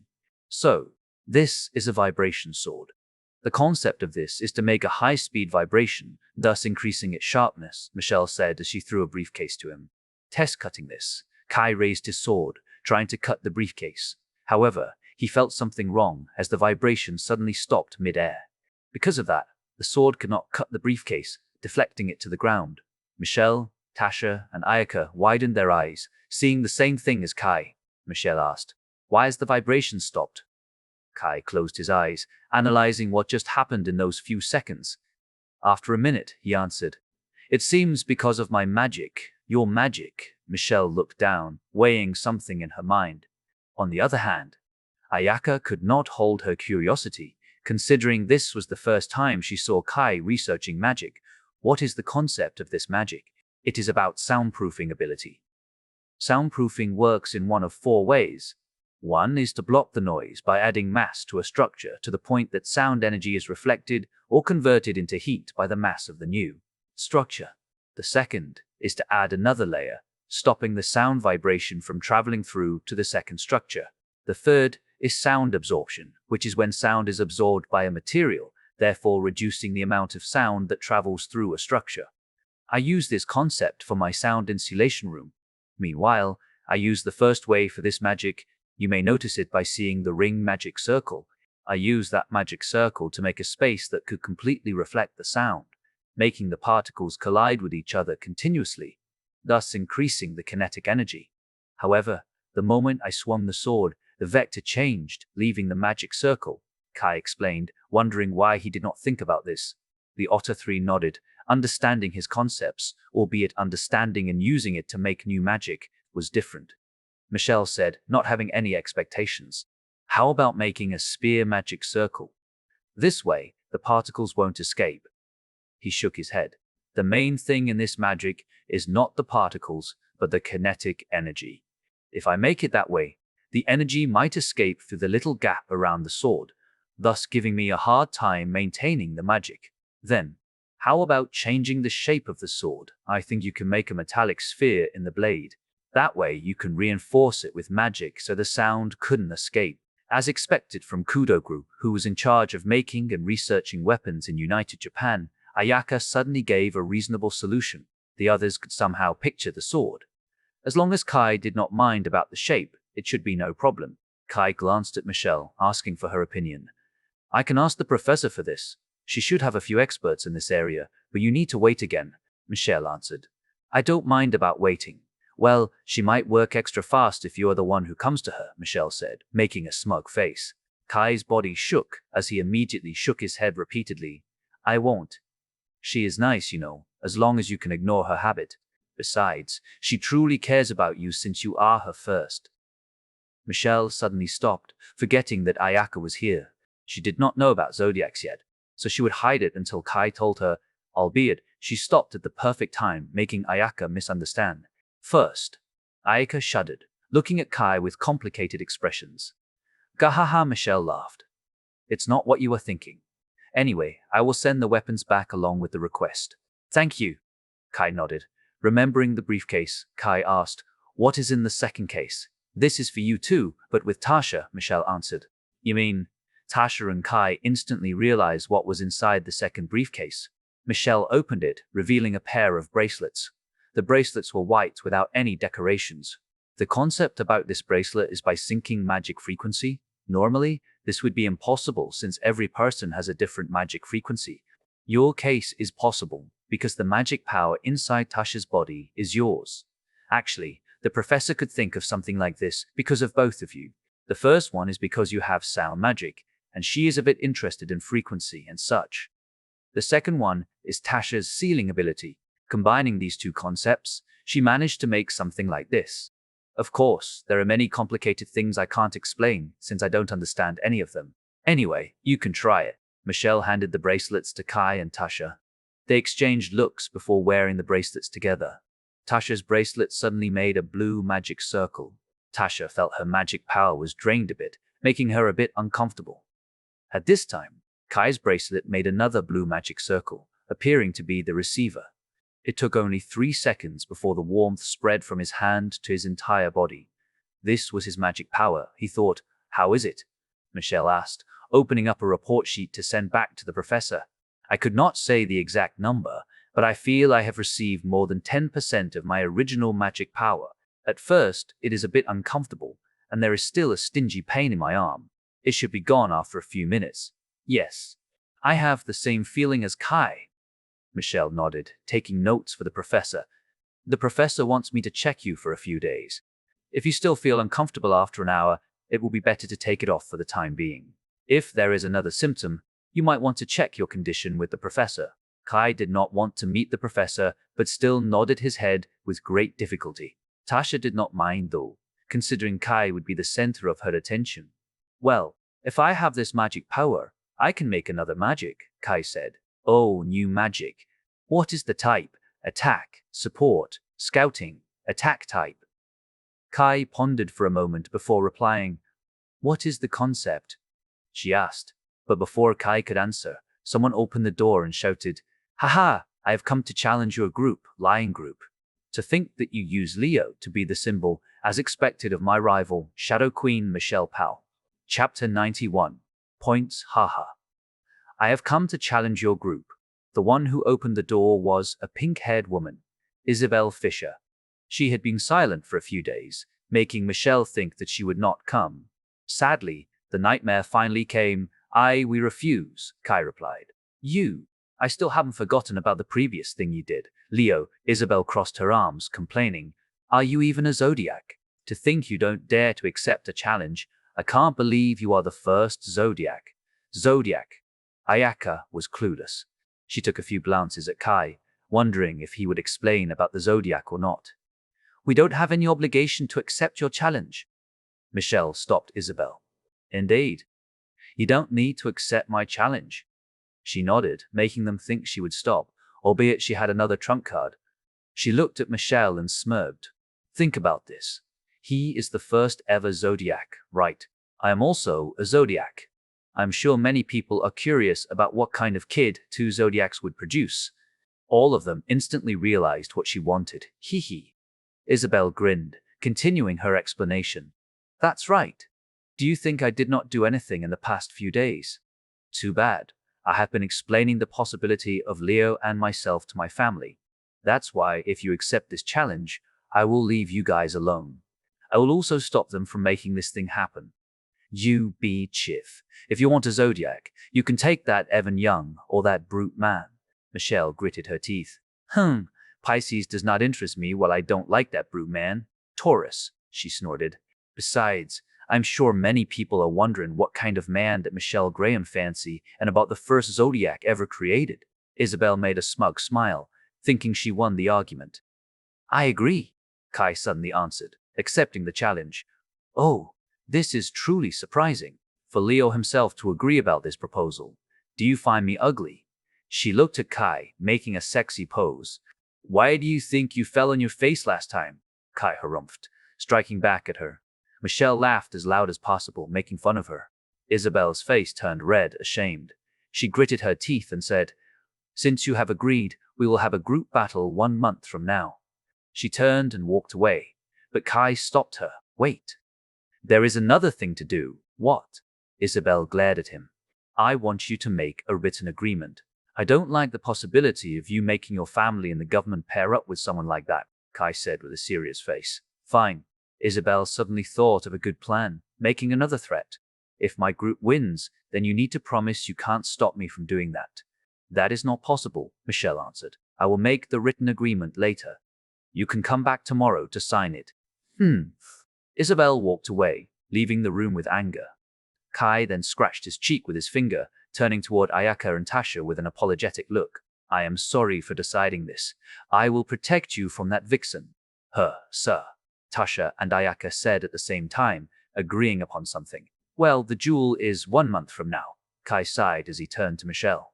I need you to gather the information about her group, and maybe I want you to gather the information about Evan Young too.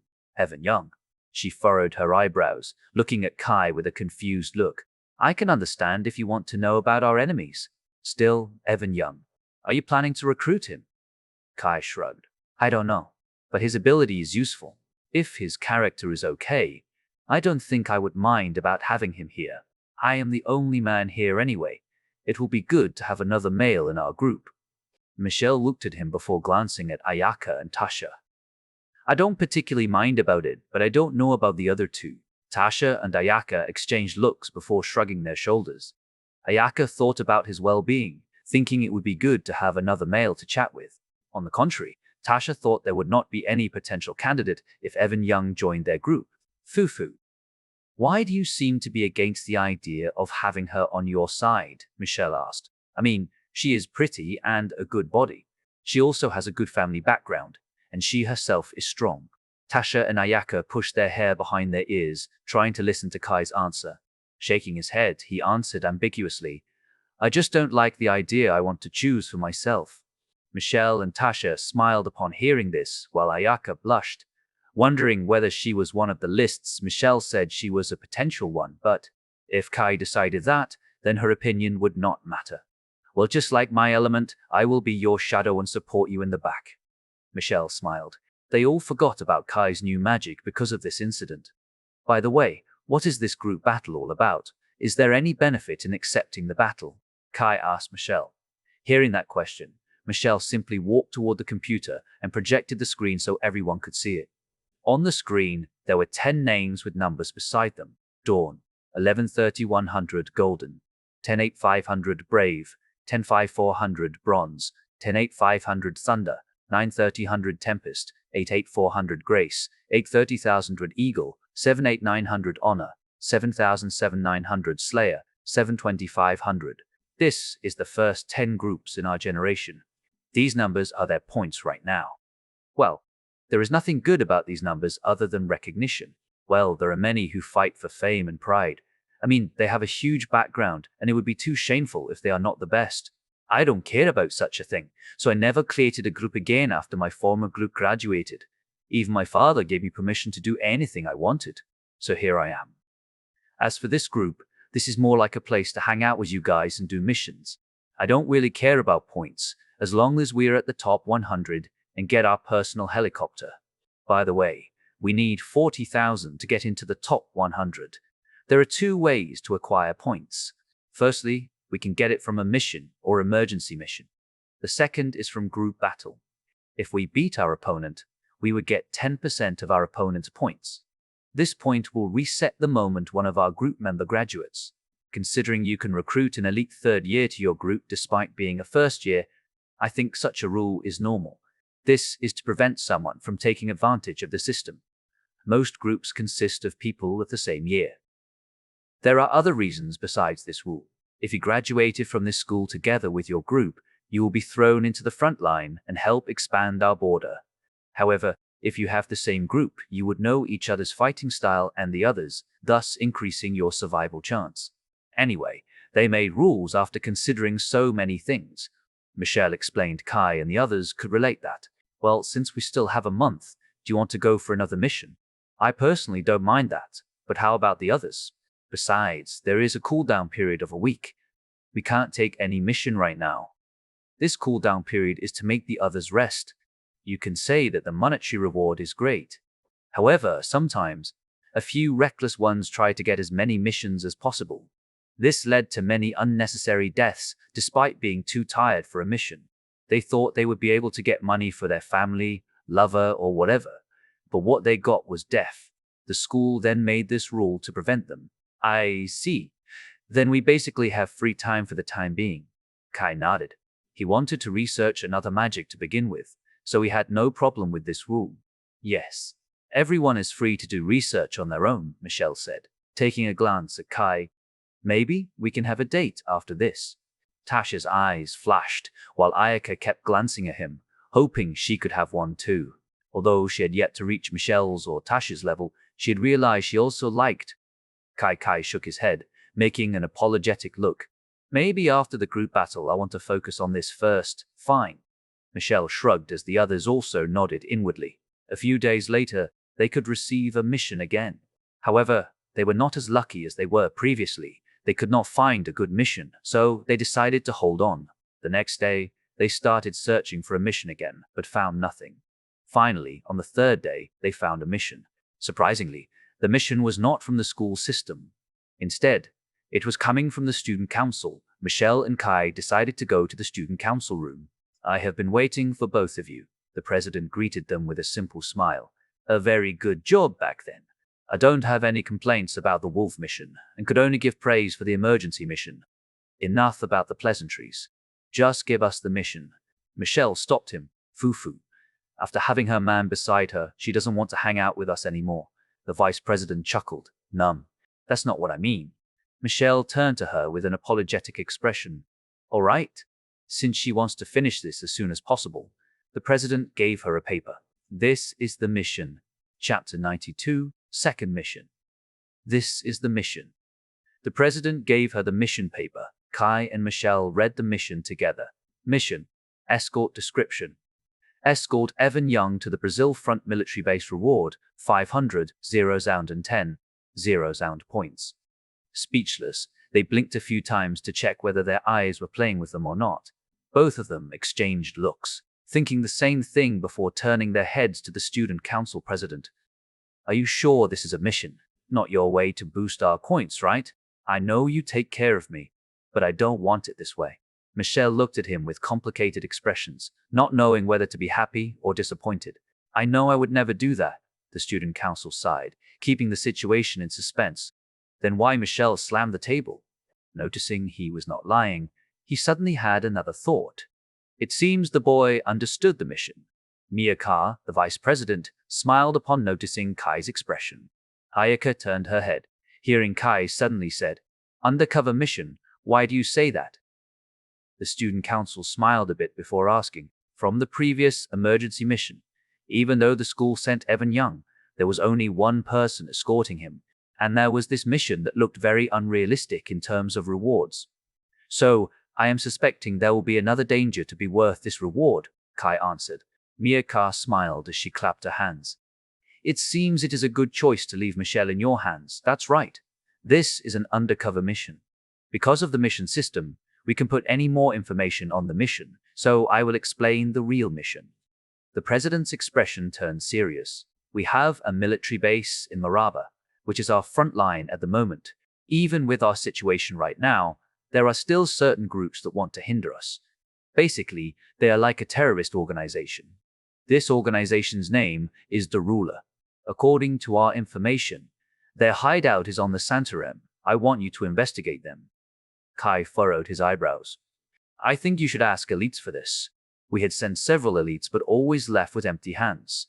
They are using a terrain advantage in order to escape from our eyes. However, it would be different for you, Kai Carter. So, it's because of my hearing you chose us for this mission." "You are half correct," the president replied. "It's true that your extraordinary hearing is a good weapon for this. However, we have several reasons. Firstly, the reason why we would send Evan Young there is not to heal the soldiers. I mean, he will heal people, but that's not his main role." Michelle was enlightened. A bait. They knew Michelle had more information than Kai, so she knew about another thing. The president then explained. "It seems their leader is heavily injured, and they want to use Evan Young's ability to heal him, thus making him a great bait. He also has been informed about this. Still, I can't understand why you chose us for this mission. If you just want to locate them, can't you just choose Isabel Fisher? I am sure she will be pretty effective with her special eyes. Michelle felt something was missing. They would be wary if we sent her team to escort Evan Young. However, it will be different if we send you. They would only know the name of Michelle Graham. As for Kai Carter, Tasha Carter, and Kudo Ayaka, they will only know that these three are new people in the US base. That way, their attention will be focused on you, while the other three are free to move. There are several elites that will help you in that base, but if they somehow miss someone, you will need to fight them. Meanwhile, Kai Carter would locate their base. You just need to locate the base and send the location to us. The military will do the rest, Brian explained. Kai closed his eyes, pondering the mission. He could locate them before reaching their place or revealing himself, since his hearing had a large range. If they sent Isabel Fisher and her group, not only would they become wary because of their prestige, Isabel might need to reach a high place so she could observe her surroundings. They wanted to take advantage of their new team to take care of this. I understand the reason, but we still have the option to reject. Sadly, you don't have one. The school will disband your group and take back all of your rewards. Brian sighed. This group has been plaguing us for so long. Having a potential threat behind the backs of the military is certainly not good. With the forces the military has dedicated to the war against the magical beasts, the unknown threat right behind us will cause the army to worry. Because of this, we can't send a full force to expand our border, because we need to spare more soldiers to protect the base. Besides, our army can't march for long, because they might get ambushed by the terrorists. Because of that, the government wants to use any means to get rid of this organization. Cheech. Brian clicked his teeth, complaining.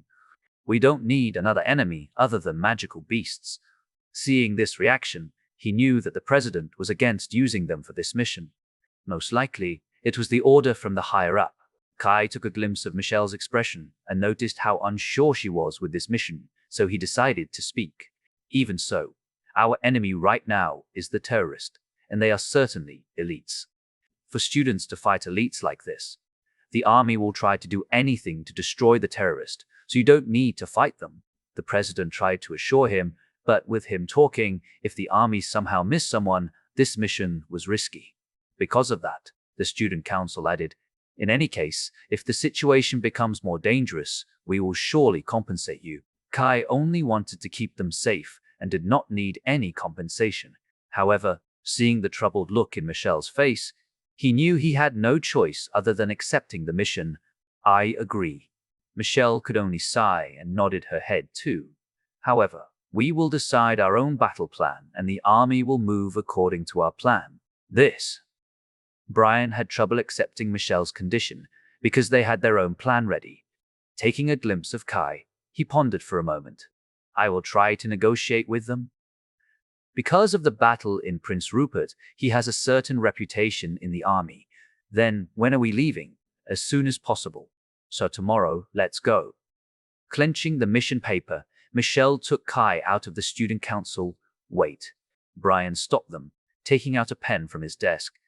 The pen was a 4-color pen. Take this with you. Kai received the pen, confused. What is this for? The pen has a tracker inside. If you found the base, use this pen and leave it there. Black for the north, blue for the east, green for the south, and red for the west. Each time you tap will be recorded as 1 kilometer. For example, you tap blue twice. It means the base is 2 kilometers from the east. The army stationed in Venezuela will move as quickly as possible. Kai nodded, taking the pen. After that, they left. Are you sure about handing this mission to them? Even though they are pretty special, it is a bit hard to fight elites. You know me, Akar asked Brian with a concerned face. I don't have any choice. Brian slammed his hand on the table before clenching his fists. The conquest of Brazil is too important. The government is trying to set up a relay point in Brazil to destroy the S-rank magical beast in Argentina. If they manage to do that, then they should be able to take control of the whole southern continent in less than a decade. However, the terrorists might destroy their plan. That's why the higher-up want to destroy this organization no matter the price. Mia let out a long sigh. No wonder. Back when the civilization overturned, the magical beasts cornered us to a measly Colorado, Kansas, and Nebraska. Because of the hard work of many generations that we managed to get the entire US back, killing a few S-rank magical beasts and expanding our front line to Canada in the north and Brazil in the south. It seems the government is seriously trying to overtake the entire continent. No, they are planning more. He shook his head with a serious expression. What do you mean? Mia narrowed her eyes. Meanwhile, Michelle and Kai were walking around the corridor, and because of that talk, he managed to understand the reason why they needed to take the mission. The moment they arrived, they were greeted by the anticipation from Tasha and Ayaka. Michelle started explaining their mission, making them frown. After that, Kai started telling them the battle plan. We will split our group into two. The first group will be in charge of Evan Young's safety, while the second group will be locating the enemy base. The first group will be Michelle and Ayaka, while the second group is Sister and me, since I want a speedy operation. I hope we can settle this in 1 or 2 nights. Any questions? All of them shook their heads. Michelle closed the meeting. All right, we will meet again tomorrow and leave. Chapter 93. Second Mission, Part 1. The next day, Kai and Michelle went toward them after submitting their mission to Manoyuki as the reason for their leave. They met with Tasha and Ayaka, who were ready to go. However, before that, they were waiting for another person. Knock knock, come in. Thank you for having me on this mission. Evan Young came in and greeted them, bringing a suitcase with him. I have not properly introduced myself back then. My name is Evan Young from Class B, the same as Ms. Kudo Ayaka. As you might already be aware, I am a zodiac, specifically Pisces. I am Kai Carter. Kai pointed his finger at Michelle, Tasha, and Ayaka. This is Michelle Graham, Tasha Carter, my sister, and Kudo Ayaka. Evan Young nodded. Alpha, Miss Alpha, sister and friend. Wait, that is very wrong. Tasha immediately stopped him before pointing her finger toward herself and said with a serious expression, I am also Miss Alpha. Whatever, he simply shrugged his shoulders, not caring about it. Anyway, you know about the real mission, right? Kai asked, remembering what Brian said yesterday. Yes, I am aware of that. I will be the bait while your group finishes your own mission. However, I need to say this first. Evan Young looked at all of them. I can only heal you and can't help you in a fight. Kai nodded.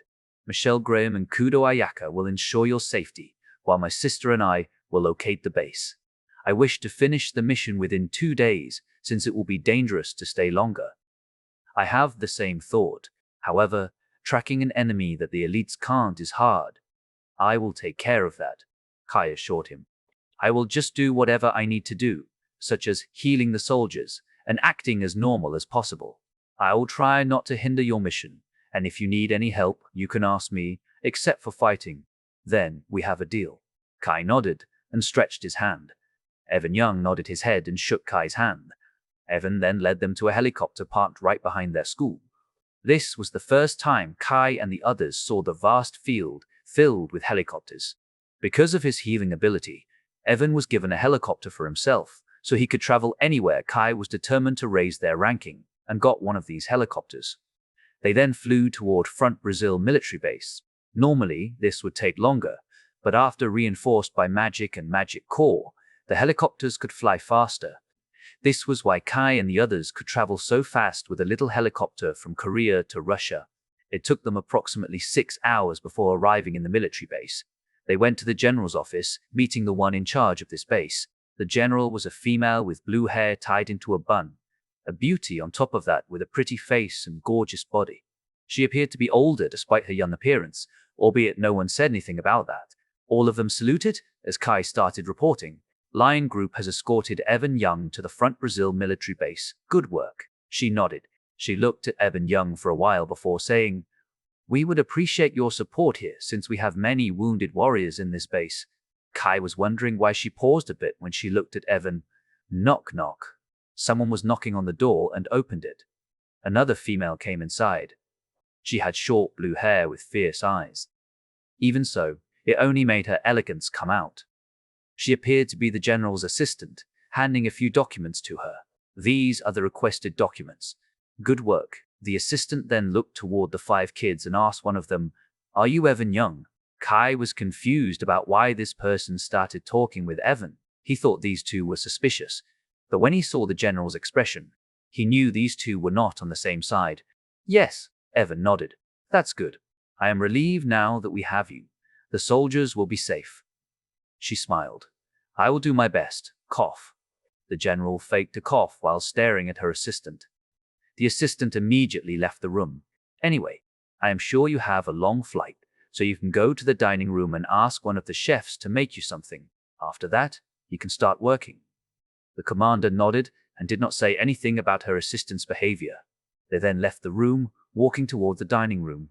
However, on the way, Evan suddenly tapped his shoulder and said, Can I talk to you after this? Just two of us, if possible.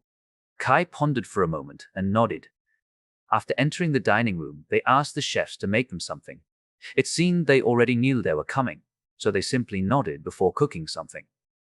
Kai was surprised that the dishes were excellent. This is satisfying.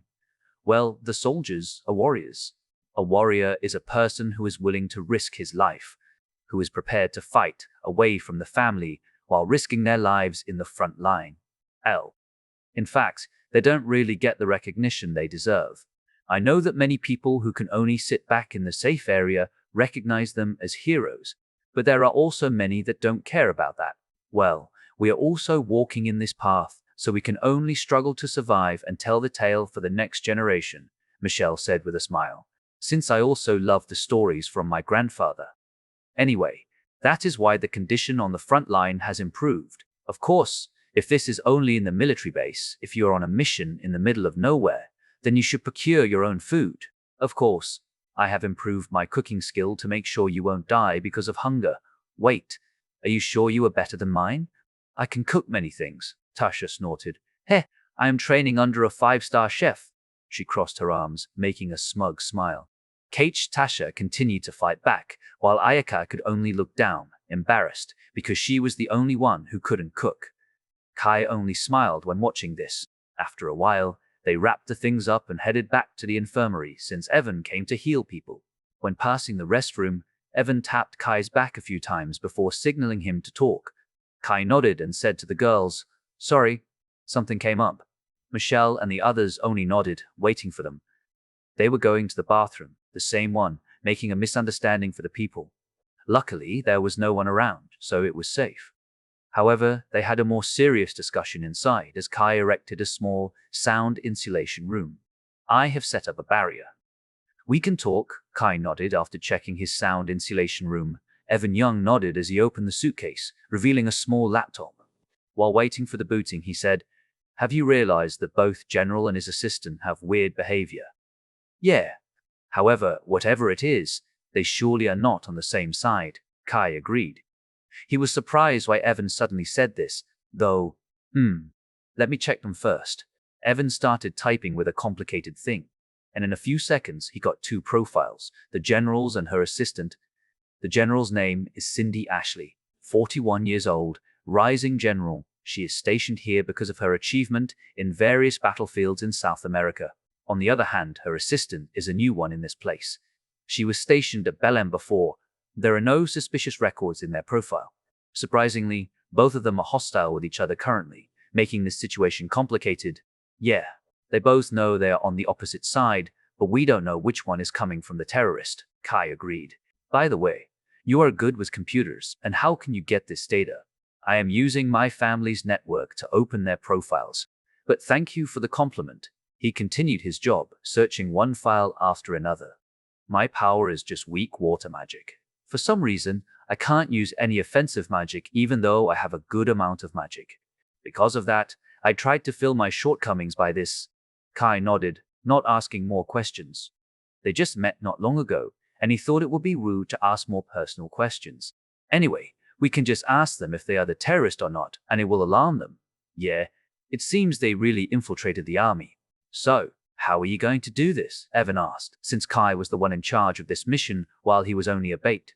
He already did all he could, so he gave the rest to Kai.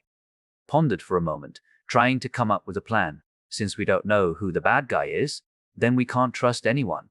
I will try to come along with you while healing the soldiers and mark all the suspicious people.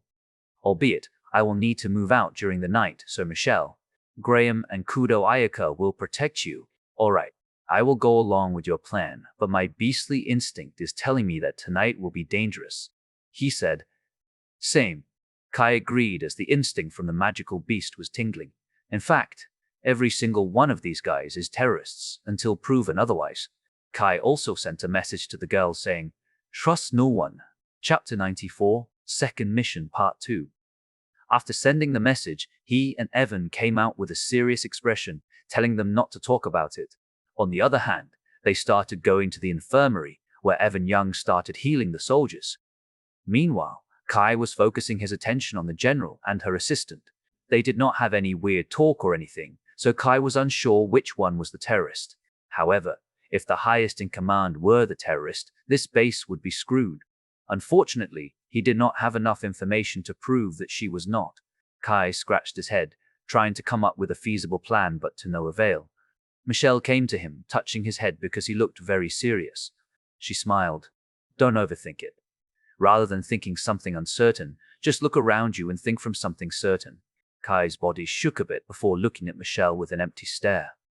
1 second, 2 seconds, 5 seconds. He suddenly grabbed her hands, thinking she was the answer.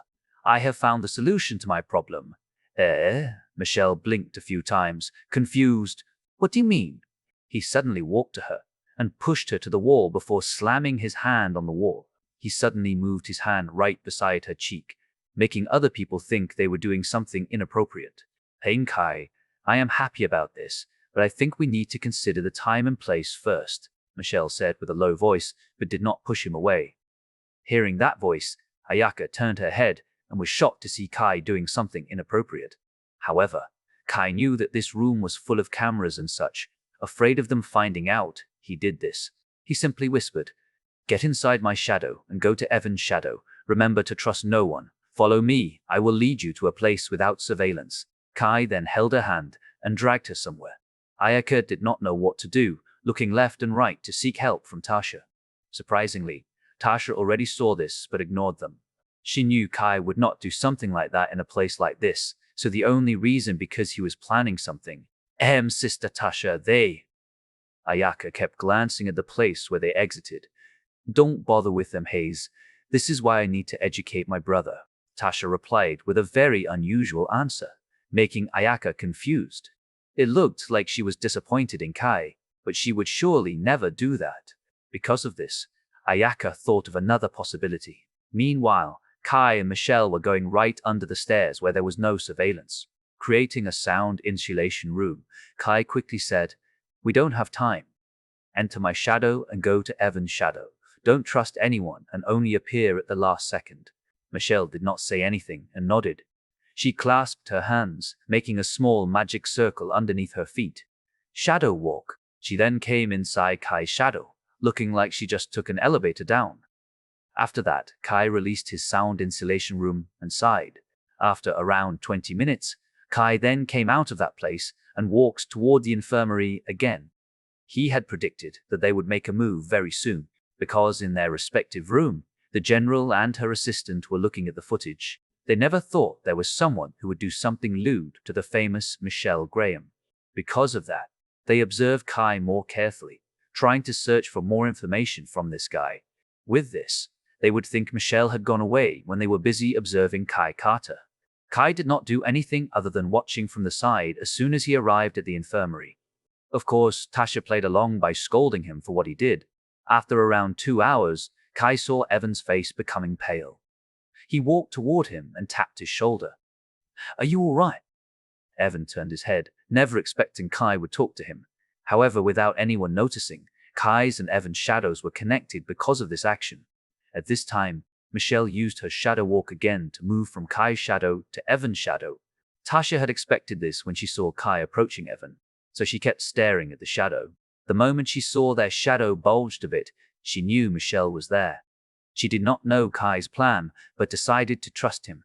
Evan did not feel a single thing when Michelle entered his shadow, so he only replied, "Yes, I am just a bit exhausted after continuously using my magic. There are only 100 soldiers left, so I should be able to finish in 30 minutes. "Is that so?" Kai nodded. I will wait then. Evan then started tending people's wounds again. He already saw Evan's ability and could only say he was impressed. For people with shallow wounds, Evan simply covered it with a bubble of water, closing the injuries without any trace. A few of them had deep wounds, needing the hospital's assistance, but just like before, the bubble started healing them. If Kai needed to describe his power was like the water tank in the story. The big water bubble was like the cylinder, containing the healing water. He even wanted to invite him because of his power, since if they were injured, Evan could heal them. They continued to wait until he finished. Surprisingly, the moment he finished, the general came inside the room. Good work. Kai and the others immediately turned their heads, seeing her expression. Because of Michelle's disappearance, she needed to step up their plan. She looked at Evan and the others, saying, "Good work for all of you. This is the key to your room." What made the situation weird was the keys. There were only 2 keys. The first key was for Evan, while the other key was in Kai's hand. This was weird because normally they should be separated with genders. Kai became more and more suspicious about her. "Since you are a group, I think there should be no problem in sleeping together." The general explained her reasoning. She clearly wanted to separate them. She thought since Michelle disappeared, it seemed she only needed to be wary against Michelle, not everyone else. As long as she separated them from Evan, they could launch their plan tonight. Seeing this, Kai accepted the key gratefully. "Thank you, General, nothing. You deserve rest. So you are done with your mission for today. You can rest until further notice." The general nodded. "Your room was in the 3rd barrack." Kai and the others nodded, walking away from the infirmary. Kai and Evan exchanged looks, thinking the same thing. The general was suspicious. Luckily, they were in the same barrack, despite having a considerable distance from each other's room. To avoid any suspicion, Kai did not go to Evan's room and left the 2 ladies in the room alone. They bid goodbye to Evan before entering their room. Kai immediately observed their surroundings, searching if there was any camera or whatever. Ayaka and Tasha also helped him with that. After around half an hour, they did not find a single observation device in their room. Inside the room, there were 2 bunk beds for 4 of them and a single desk together with a wardrobe. "I don't find anything." Kai shook his head. Ayaka and Tasha nodded, not finding anything either. Tasha finally asked, "So, is Michelle inside Evan Young's shadow?" "Shadow?" Ayaka was confused a bit before she remembered Michelle's element. "Ah, she has not told you about this ability yet, since she does not really want to use that ability," Kai replied. "Because she just wants to get inside your shadow, right?" "She is just a stalker," Tasha snorted. "Well, it is really an uncomfortable technique, since basically she fuses with one's shadow, which means she experiences what the real body experienced, experiencing something that should not be done, or watching something that should not be seen." Kai shook his head helplessly. "This is something necessary, so I will do something for her after the mission." "You are certainly right. Like experiencing a man relieving himself. This is why she does not want to stay inside others' shadow." Tasha rolled her eyes. "Ahaha." Ayaka could not say anything. "Anyway, when the night comes, we will go to Santarem," Kai said to Tasha before turning to Ayaka. "As for you, if you hear a loud sound or anything, go to Evan Young's room and protect him." Both of them nodded. Kai then fell on his bed, trying to figure their situation out again. Even with his extraordinary hearing, he could not find anything suspicious. In the end, night came, and it was the time for Kai and Tasha to go. He looked at Ayaka, handing her a paper containing 2 people's identities that he got from Evan. "This is the data for the general and her assistant. Don't trust anyone, or at least fake your trust, and never let your guard down. From my observation, these 2 are on opposite sides. Unless you are sure which side they are on, just consider them as terrorists." Ayaka was doubting if she could do it alone from here, considering Michelle was in Evan's shadow. "Don't worry. If there is anything wrong, Michelle will help you." Kai nodded as he fixed his clothes, ready to go out. "Besides, we are not going for too long." Tasha was also preparing herself. "Then, good luck." They then left with Tasha's teleportation. At the same time, whether it was Ayaka, Evan, the general, or even the assistant, all of them had a serious expression, knowing it was the time to begin. Chapter 95, Second Mission, Part 3. Kai and Tasha were on their way towards Santarem, trying to finish their mission as soon as possible. They traveled with Tasha's teleportation magic, and because this was an infiltration mission, each teleportation was only 2 kilometers away, so Kai could check the condition ahead with his ears. It took them an hour just to reach this place with teleportation magic. Santarem was a city near the Amazon River, making Kai confused as to where the terrorist would hide, since it would be very obvious they should not make their base right inside the city. So Kai and Tasha proceeded there with caution. It turned out he was right. There was no one inside the city, or at least he did not hear a single person or magical beast, making it very quiet and creepy. No one. Kai shook his head. As expected, where are we going next? He took out his device first to check the map. We are coming from the south, and found nothing. We need to cross the river first if we want to go to the north. I checked the water situation, so I can be sure there is no magical beast in the water anymore. That's why the enemy base is unlikely to be there, since they would need a helicopter or boat to cross the river, making them very noticeable. There is a river on our left called Tapajos, and we can make it as our anchor point if we search to the west. On the other side, we don't have anything particular until it reaches the coast. So, I think we should search for the west first. It is still 10 p.m. We have time to search, Kai explained. All right, the west is it? She nodded, as she created another teleportation magic circle. Sadly, they did not find anything suspicious along the way, despite being careful not to leave anything past them. They arrived at the edge of the river. Sighing, Tasha asked, "Do we have any clue other than Santarem?" "I have. This is why I also suggested the west." Kai nodded. "There are noticeable areas in our south where there are also a few clues. How do I say this name? Alta do Cachao. Para. Anyway, it is along with Pindabal and Amaranai, and this is what confuses me." "Confuse you?" "According to the map, basically they can't go to the north or west because they are blocked by the river, and unless they want to be caught, it won't be a good move. If they set their camp around this area, they could only run to the east or south, making it very easy to cross them," Kai explained. "Is there any report across the river?" Tasha asked. Kai checked the information he got from the student council president and shook his head. "I feel we would have some clue if we search that area. There are only scattered small islands around the river," Kai said. "Well, isn't it perfect to be their base?" Tasha shrugged. "Are you thinking about an underground base?" Kai shook his head. "Anyway, we don't lose anything either in checking those places, except an hour or so," Tasha said. "All right, we are going there after we search these 3 areas." Kai agreed. They then proceeded around carefully, but as they had expected, they did not find anything. Because of that, they decided to go in the opposite direction according to Tasha's intuition. And in that place, Kai was shocked because he finally heard 2 humans.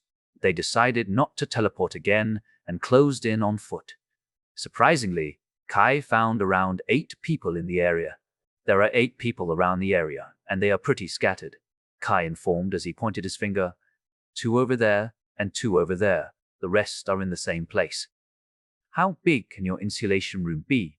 Tasha asked. "Since I have gotten back 10% of my power, I can make around 50 meters. That will be a bit hard, but doable. Assuming they are elites, we need to somehow ambush them." Kai pondered for a moment before saying, "I can be the bait while you snipe them. In the meantime, the others would not hear them because I will set up an insulation room. They are not in the air right now and have quite a distance, so I doubt they can see my barrier." "Are you sure?" Tasha worried. "Yes. I can use my lullaby to distract them, and I have confidence in my close combat." Kai nodded. "We can retreat with your space magic anyway." Tasha paused for a bit before she agreed to his plan. "All right, be careful out there." Kai nodded as he made a magic circle, creating a map. "We are going to attack the enemies on our 10 first. We can try to get some information from them, probably." She looked up, trying to see the enemy's actual position before looking for her sniping position. "All right, I have the position." They then disappeared, going toward their own position. Kai was using his beastly instinct and his ears to go through the land. He crept within the darkness as he suddenly appeared from behind the enemies. As one would expect from elites, they sensed his presence and turned back while Kai immediately used his magic to create a sound insulation room enemy. the male shouted as the female took out her radio. Seeing this, Kai immediately snapped his finger, creating a magic circle that would produce a loud and disturbing sound. Cage. Both of them tried to open their eyes despite this loud sound. The male even uttered, "Take care of him first, there might be enough." Before he finished his words, he felt something was coming from their side and targeted the female. Sadly, his reaction was a bit slow because of Kai's magic, letting her head be pierced by Tasha's lightning arrow. Wah! He gritted his teeth as he took out his spear, slashing downwards.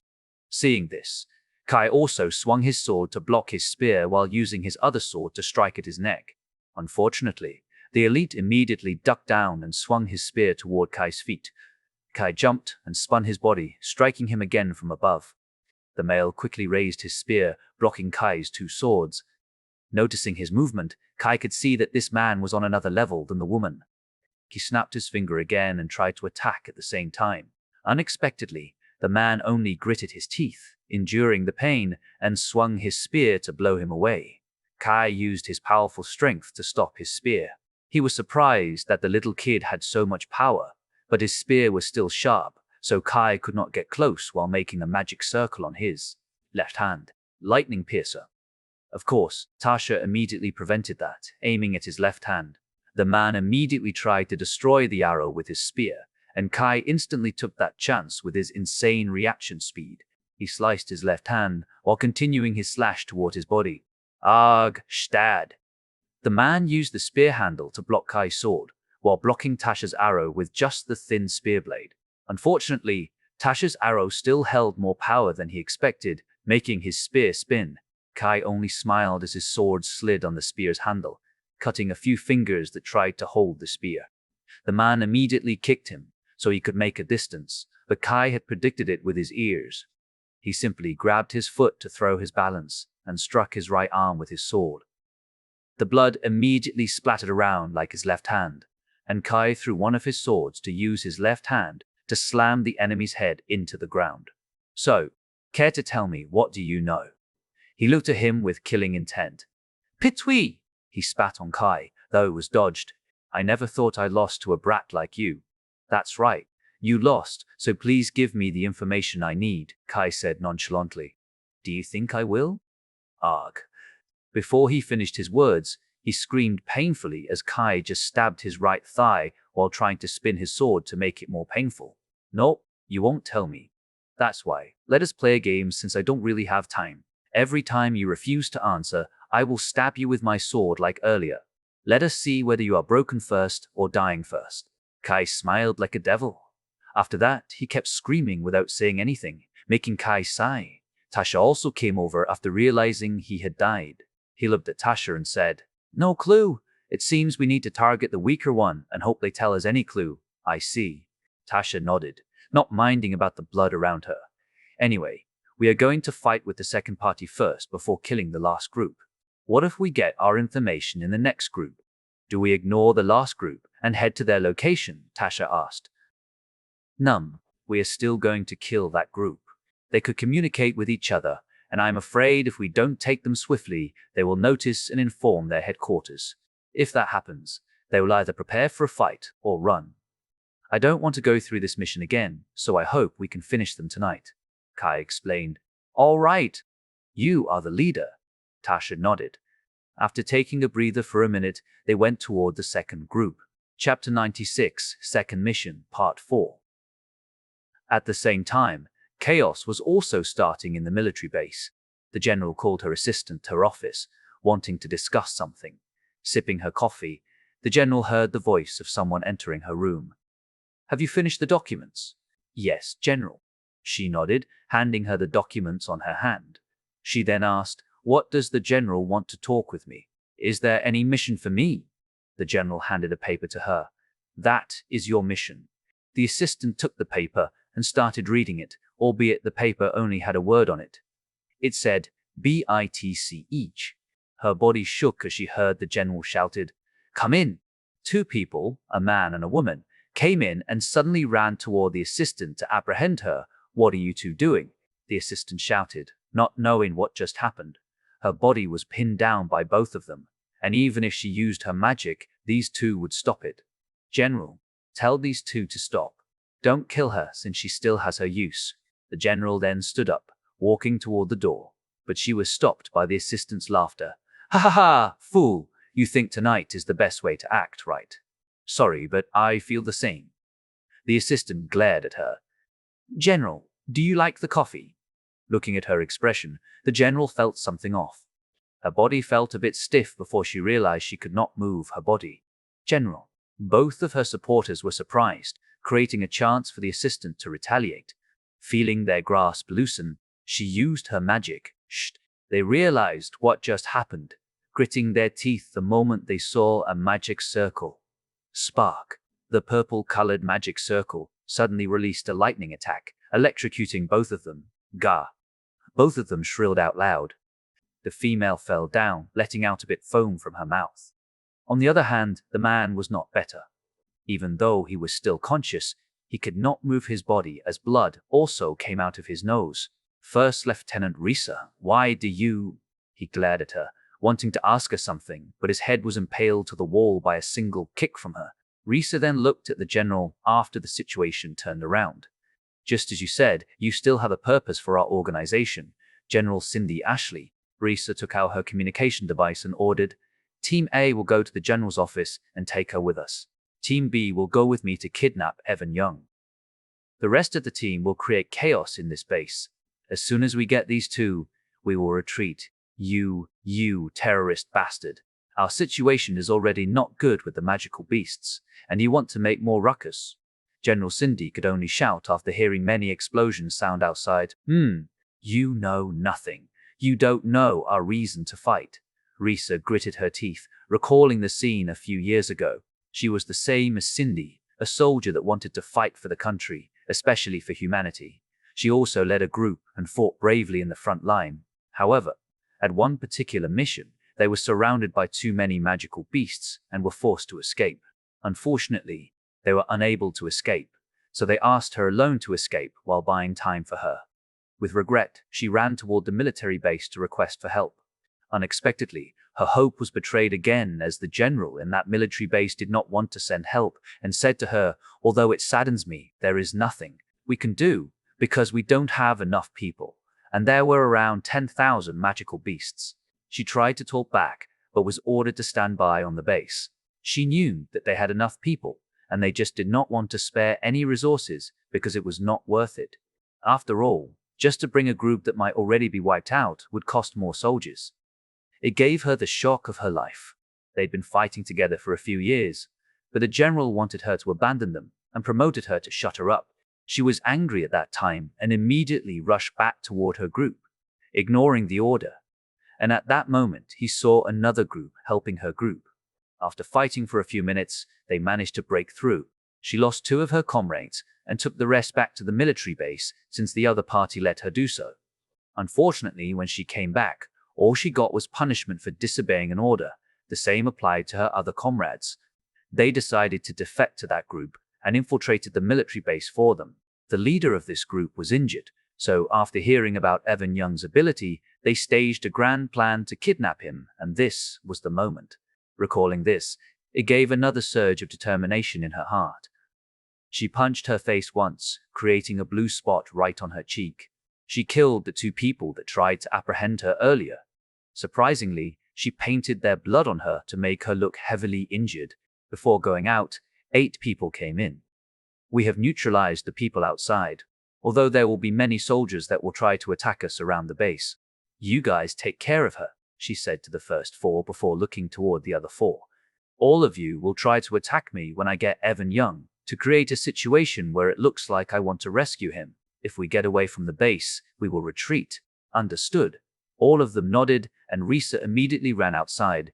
A few soldiers died in front of their computer because the raid, and they could hear magic clashes.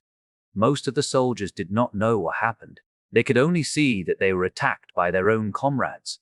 Still, some knew about this and immediately tried to fight back, creating a battle between soldiers. After knowing they were terrorists, the ignorant soldiers immediately helped to fight back.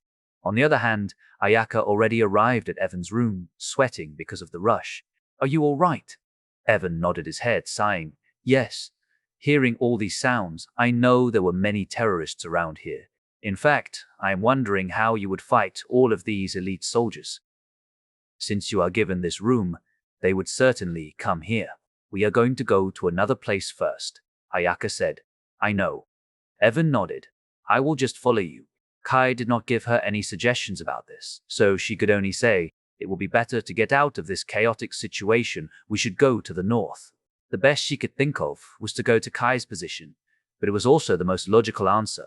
Kai already said to treat all of them as terrorists until proven otherwise, so it would be better to escape from terrorist base and go to the friend they could trust. Evan Young nodded and started walking, but the door was opened by someone else. It was the injured Risa. We need to run, Risa shouted while acting like she was in pain. I managed to escape somehow from the general, but she will come here soon. We need to leave this place.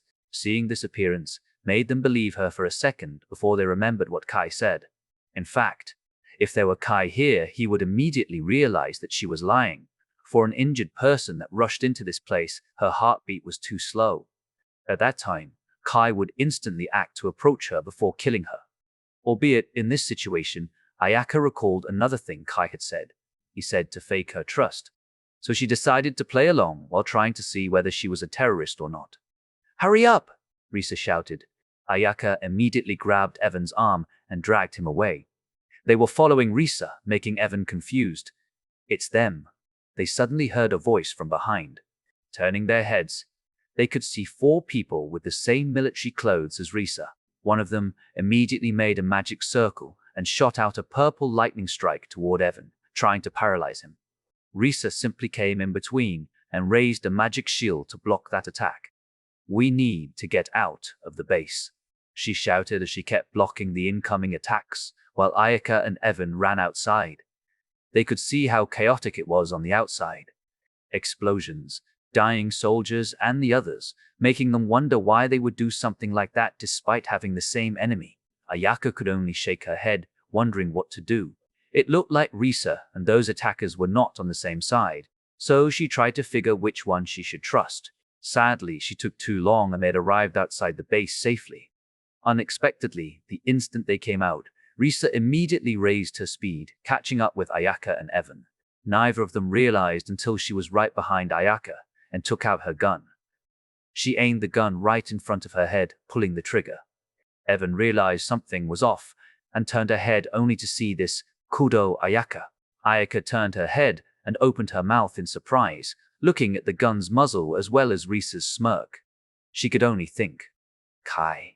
Bam. Chapter 97. Michelle showed her might. Bam. The gunshot, albeit only shot toward the sky. A voice of a woman echoed, "This is what he means by the last second, and what he meant by don't trust anyone's was to never let your guard down. It seems you need more experience." Michelle appeared from Evan's shadow, deflecting Risa's gun to the air while slicing her neck. Michelle Graham. Risa was too surprised by her appearance. She thought Michelle disappeared to handle another mission. To think she only came inside Evan Young's shadow and appeared at the last moment. No one could predict it, especially with that stunt from Kai Carter. Her head was flying as she looked at Ayaka, saying, "Take this knowledge to your head. You need to grow faster since we can't always protect you." She turned back again, glaring at the 4 terrorists. "Well, we need to remove 4 of them first." Tam. Ayaka realized what she said. "Follow me." She took a few turns, trying to escape from their eyes. The 4 were surprised when they saw Risa dying just like that, but they still needed to acquire Evan Young, so they had no choice other than to go after them. Sadly, the moment they took the turn and saw them, a magic circle suddenly appeared right below them, glowing bright red. Shte. They realized they just walked into their trap. Boom. Ayaka's magic bomb exploded, blasting them to smithereens. Michelle was the first to react when she saw all 4 of them manage to make a magic shield, protecting them from the explosion. Although they took a quite amount of damage, they were still not easy to beat. That was why she decided to at least cut 2 of them down by using this precious chance. She waved both of her short swords that had been covered by a dark fire, releasing a kind of sword attack, Shadow Slash. Because of the momentum, they could not dodge this attack.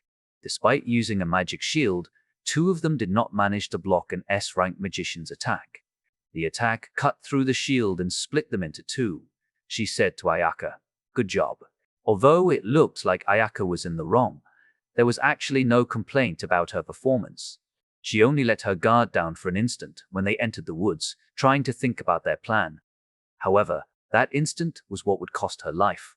"Evan Young, move back a little, and Ayaka would protect you from any other potential enemies," Michelle ordered before turning back to the two enemies in front. "I will handle those two. Are you sure I can support you?" Ayaka worried, as the two enemies seemed to be elites. They could take the two because of the surprise attack, but this time they were prepared. "It's fine, because night is my territory." Michelle smirked as a black magic circle appeared on her back, giving her a certain power, moonlight shadow. There was this strange fire that kept gushing out from her body, giving others anxiety, just like Ikeda Kenzo's light element that could give him a boost of strength and speed under the sunlight. Michelle's dark power also gave a power-up in this dark night. Another magic circle appeared on her eyes, giving her the ability of night vision. She clenched the two short swords, making the two enemies alarmed. "She's coming," one of them shouted as she took out her gun. Her comrade also took her sword and charged at Michelle as the vanguard, but she miscalculated her new speed. Michelle appeared in front of her, swinging her sword on her neck. She ducked down to avoid the swords, but Michelle immediately turned her body around and swung vertically from above. Out of reflex, she dodged to the side, but she suddenly realized that dark fire was gushing out from her sword. It was at that moment she knew her target was her comrade Alicia. Shadow Slash. The sharp dark fire charged at breakneck speed, trying to cut a person called Alicia into two. However, because of the call, she somehow managed to dodge to the side and avoid death. "Ah!"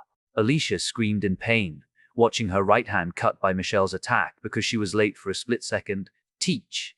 Michelle clicked her tongue as she tried to attack the sword user again, who was creating a blue magic circle on her hand. At the same time, Michelle's magic circle appeared right beneath the sword user's feet, manipulating its shadow to rise from the ground and grab her water jet. The sword user shot out high-pressure water, trying to blow Michelle's away. Unfortunately, her attack shot toward the sky because the shadow pulled her wrist. Michelle then swung her right sword, trying to attack her heart. Despite being restricted by her own shadow, she somehow was able to change the grip on her sword and pulled her hand to block this attack. Sadly, Michelle did not stop there as she swung her other sword, aiming to cut her from her head. Because her sword was stopping Michelle's other sword, she had no choice than making a magic circle to block this, albeit she saw that Michelle's sword release the dark energy, again, telling her it was her doom. Shadow Slash. The overbearing attack from an S-rank magician shattered the magic circle and killed the enemy. Michelle had no time to waste and immediately charged at her. Seeing this, the enemy tried to shoot her a few times but kept missing her. As her last struggle, she made a magic circle right in front of her gun. The moment she shot her gun, it was converted by the magic circle, creating a very powerful attack. Michelle cut her down and immediately turned around, shouting, "Ayaka!" Knowing she could not hit Michelle, she chose to attack Evan Young with all of her power. However, Ayaka also saw this, and two magic circles. One was her fire armor, enveloping her with fire and creating a big fire shield on her hand, while the other one was a magic shield. Ayaka created two layers of shield and appeared a few meters in front of Evan KH. As she had expected, the attack was powerful, destroying her magic shield almost instantly. Luckily, her fire shield was far stronger than her magic shield. The force was pushing her 3 meters away before exploding, letting Ayaka take the full brunt of the explosion. Luckily, she had covered her full body with fire armor, letting her receive the attack without any injury. Michelle also could not help but raised her thumbs up, saying, "Nice." She came back to Ayaka and Evan. "We will make a distance with the base first, since it is the most chaotic place right now. And I think we can only wait for Kai to arrive." Not going to him, Ayaka asked, "Yes. If we keep moving, there is a possibility that the enemy might spot us. So, I suggest we search for a hidden place and stay there until tomorrow. I believe no one has difficulty in staying outside, right?" Both Ayaka and Evan nodded. In fact, it was the basic ability they needed to have. Any of you hurt, I can heal you. Nope, you can. Before she finished her words, she saw 4 people carrying someone, and because they were not that far, the other party also noticed them. Stay. Michelle was surprised to see the general was the one who was carried by them. Kai said that General Cindy and her assistant Risa were on different sides. Seeing that Risa was the terrorist, the one who carried Cindy would most likely be terrorists. Run! General Cindy shouted, uttering all the energy she had. On the other hand, the terrorists saw their team was wiped out and was enraged. The leader said, Team A has fallen. I am sure Leader Risa is also down. Call Team C and D to our position right now. We will kill them and take Evan Young with us. Yes. The others also started charging toward them. Run, Michelle ordered, making Ayaka and Evan turn around and run. She used her shadow slash to buy them time. Ayaka asked, Are we going to kill them? Didn't you hear what they said? If we are going to be surrounded by 10 elites, it will be better to run.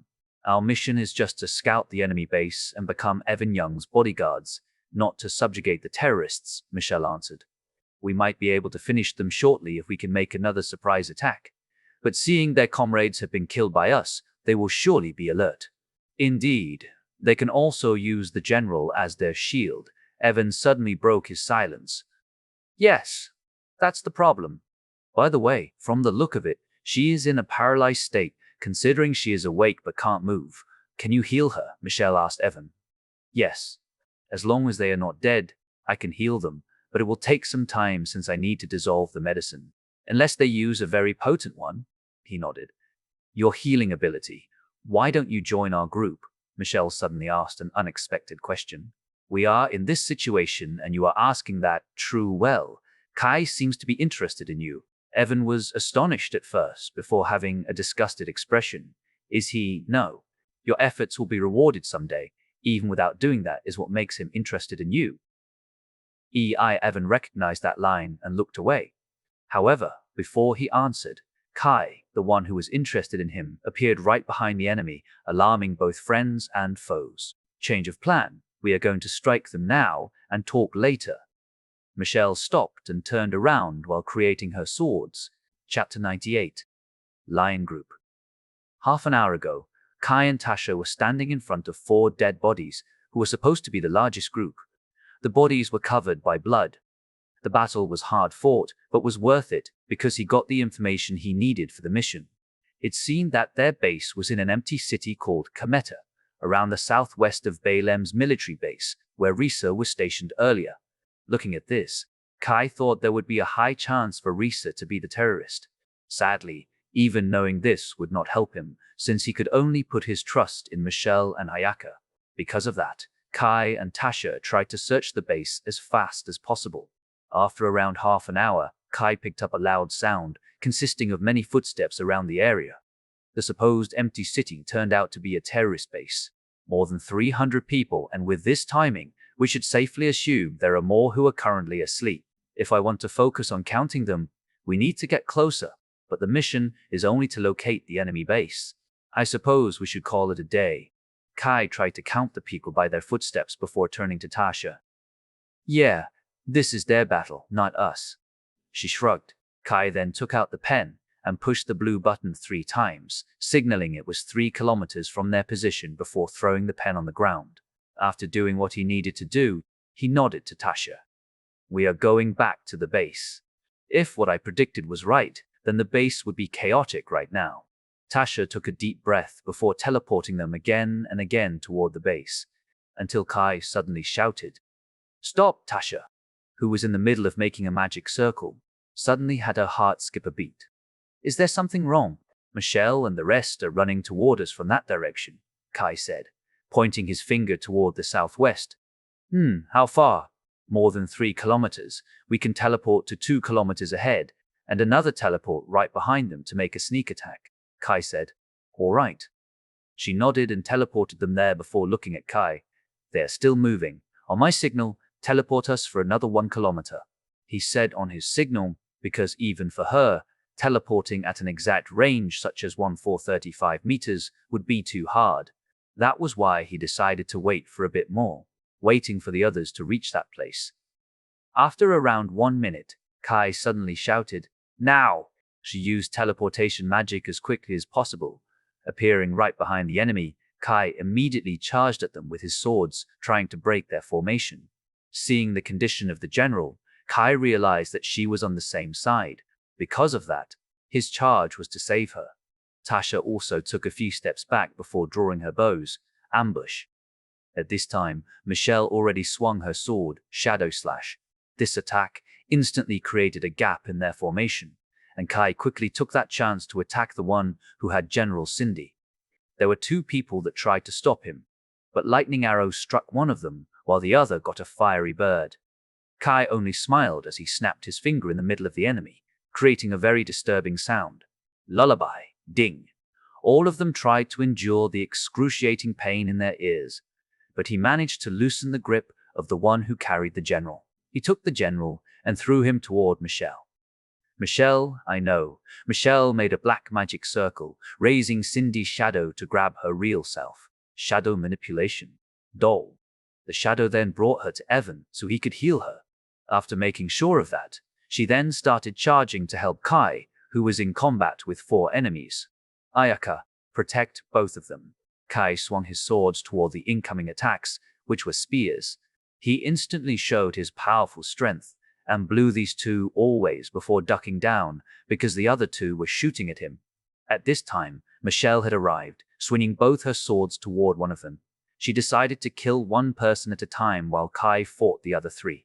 After knowing her for so long, he already knew what she wanted to do and completely held the other 3 as long as he could. Bam bam. Kai turned his head, avoiding another 2 shots from the enemy. He then tried to kill the spear user with his sword. Although the spear user could only be on the defensive because of his strength, Kai also could not pass through her. After clashing another 30 seconds, Kai noticed Michelle was going to use her Shadow Slash. He then swung both of his swords from above, trying to pin her to the ground. The spear user tried to fight back with her strength, but Kai suddenly released one of his swords as his hand moved toward her neck and grabbed it. He gritted his teeth and raised her before throwing her toward Michelle. Michelle, Shadow. Just when Michelle wanted to use her Shadow Slash to attack her enemy, Kai's shout immediately made her turn her head and smirked. She halted the slash a little bit and made a swing on her back. Slash. No, you won't. Her opponent was trying to stop her, but a purple light suddenly pierced her head. It was Tasha's arrow. The reason why she hid after the first attack was for this moment. With her arrow and Michelle's Shadow Slash killed an enemy respectively, only 2 other enemies left that tried to escape. Sadly, they could not, because Kai immediately stopped them. They tried to shoot him, but with his ears and reaction speed, no bullet managed to hit him. Seeing Kai manage to corner them, Tasha immediately sent another arrow. Unfortunately, they already knew her position, as one of them shot her arrow. Little did they know, the arrow was only a distraction for Kai to catch up. He leaped toward the one that destroyed Tasha's arrow and swung his sword. The other one wanted to stop him as she aimed her gun toward him. Unbeknownst to her, the moment Kai pursued them, Michelle also chased them but right behind Kai so they could not see her figure. However, when Kai leaped toward his target, it gave Michelle's a good line of sight to the other one. Shadow Slash. She instantly swung her sword, killing her target. At the same time, Kai's sword already reached his target's neck and sliced it. Fool. Kai let out a long breath after killing her. Before looking at Michelle or the others, he turned his head toward Evan and General Cindy, who managed to raise her body again. She came toward Kai with a serious expression before making a salute to him. Thank you for your help. If not, Evan Young and I might be taken to their base. At that time, no one could tell what they would do. Evan Young's safety is our mission, or at least our front mission. So, no big deal, he said. So, what are you going to do now? She asked. I think we will wait in this place until the situation is under control. After all, fighting the terrorist is not our mission, Kai said. Though, I heard 8 people's footsteps coming toward us. They are still 3 minutes away. They are the terrorists. She nodded. I would like to ask for your help to eliminate them. Since I can move now, I can handle a group of 4 easily while your group handles the other one. I will report your achievement to the army and school after this. Kai took a glimpse of Michelle's and Tasha's expressions to check their condition and nodded. Only this one. I will not help with the base. That's enough. Evan Young, you are going to stay here for a while. There should be no enemy other than them in a 5 kilometers radius, Kai said. All right, he nodded. After seeing this, they decided to move out. At the same time, inside the military base in the US base was chaotic too. They were preparing for a big raid, according to the information Kai provided. At first, they did not believe Kai's information, but because of one man, they decided to believe it and prepared the soldiers. The mysterious man was none other than Michael Graham, Michelle's father. After hearing about their mission, he immediately gathered the information and came toward this military base. It was a mission that the government forced his future son-in-law to take. He would surely force his way to join the mission. Even the general could say nothing after debating with him. In just 1 hour, around 400 elite soldiers were already lined up, waiting for the orders. The general and Michael Graham walked toward them for the briefing. We have the location of the ruler. It is in the empty city called Cometa. This will be a big-scale raid and I don't want any failure. Platoon 1 to 3 will be our vanguards, while Platoon 4 to 7 will be our main attackers. Platoon 8 and 9 will set up a perimeter around Cometa to make sure no one could escape. If I can be honest with all of you, the one who found their location was only a student. Don't you guys feel ashamed to make a student risking his life to discover their location? Yes, sir, all soldiers shouted at the same time. Then move out. Failure won't be tolerated. The general shouted. Yes, sir. Chapter 99. Visit. The army had a chaotic battle that night, whether in the military base or the terrorist base. Luckily, the army managed to catch them off guard and struck a great first blow. They mainly used helicopters and transport aircraft that could hold more than 20 people, letting the soldiers fight instead of relying on their weaponry. Unlike fighting with magical beasts, the enemies would be able to steal or attack their fighter aircraft, resulting in more loss to their side. Even without them, the elite soldiers managed to control the enemy swiftly. Although the terrorists fought bravely, they were eventually routed by the main force. The army also found all names that were disguising as the army. The general ordered his soldiers to split up to several bases and wiped the terrorists out, including the terrorists inside Brazil military base. Kai and the others went back to the base, while Evan started healing the injured soldiers. Unfortunately, the talk about recruiting him was forgotten by them. The next day, Michelle's father sent a group to pick them up, because he worried if they missed someone. As soon as they arrived at the US main military base, they were greeted by Michelle's father, Michael Graham. Father, what are you doing here? I have 3 reasons for being here. First, I need to make sure you were all right. Also, to ensure the army would dispatch their soldiers as soon as they receive Kai's signal. Besides, I am still angry with the government, who has taken advantage of my son-in-law. The second reason is to inform you guys that the mission has finally ended. The situation is still pretty chaotic, but this will surely reform the army.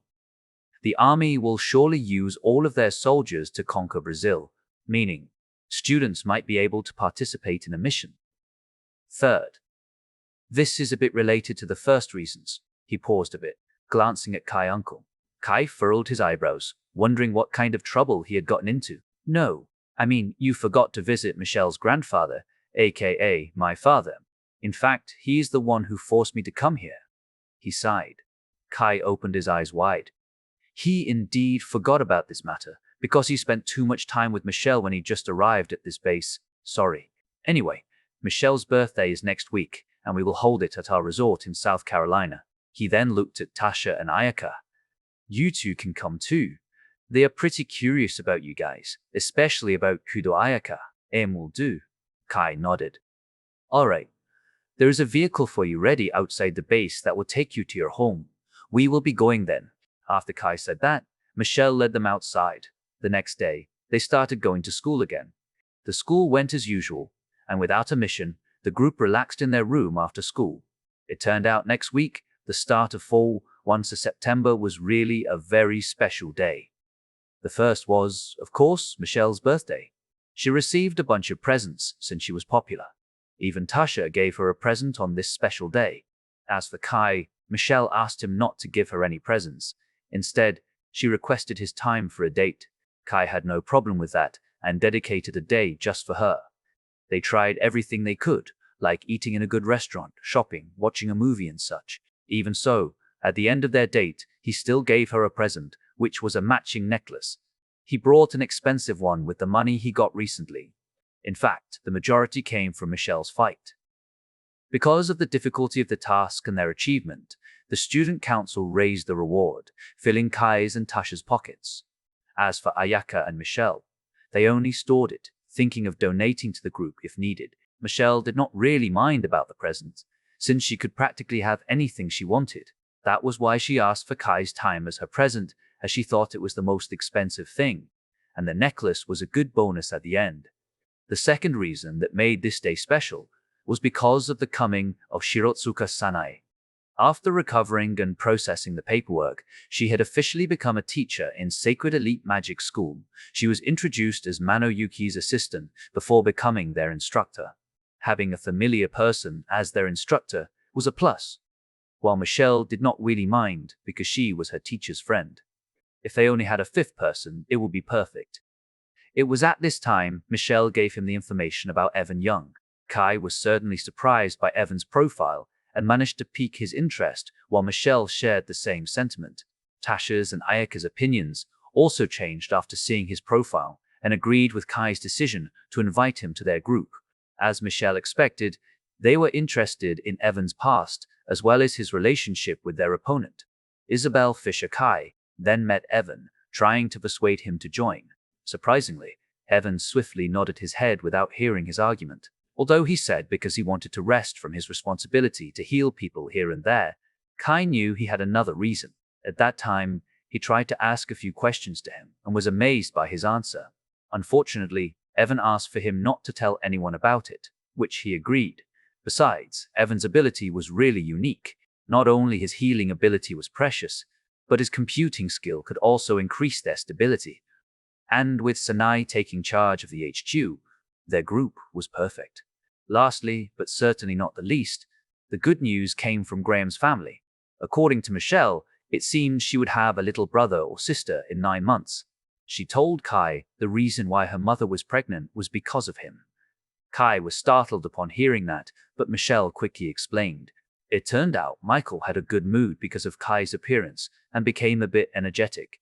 Although it was a bit late, Daisy Graham managed to conceive a second child. The entire Graham family immediately threw a party. Kai was invited, but he rejected and only sent his regards. Kai rejected because the next day was the promised day. Although Evan did not join, the rest were going toward Michelle's family resort, including Shirotsuka Sanae, who tagged along because of Manoyuki. As Michelle's teacher, she certainly had enough qualifications to come to a party like his. Kai was wearing his casual clothes while bringing a few changes. This was his usual style if Michelle's family visited him in United Japan, so he did not really care about his appearance that much. Michelle was the same. She just wore a sweater with long pants while bringing some personal clothes. Tasha also had a similar preparation as her. The only different one was Ayaka. They were going to stay there for 3 days, so she brought a bunch of stuff, afraid of forgetting something. Ultimately, she brought 2 suitcases along with her. Of course, none of them laughed at her, and she somehow felt more embarrassed than she was supposed to. She accepted the invitation because Michelle said that her grandparents were curious about her and the amount of support of her family, telling her not to lose. Hearing it, she could only accept her fate and follow them to South Carolina. As for the 2 teachers, Manoyuki wanted to pay her respect to Michelle's grandfather, as he was the one who saved her back then. Sanae also wanted to say her thanks to him, but her real intention was the expensive wine. Both of them were wearing semi-formal outfits to meet him, since they respected her grandfather too much. The journey was not longer than 3 hours before they landed, and of course, seeing how eager Michelle's grandfather was, he quickly sent his butler to pick them up. "Young lady, master asked me to bring you to the estate," the butler said without any expression. As far as he could remember, the butler was a stiff one who only thought about Graham's family. Back then, Kai tried to talk with him, but to no avail. The butler completely ignored him, and after several attempts, he gave up.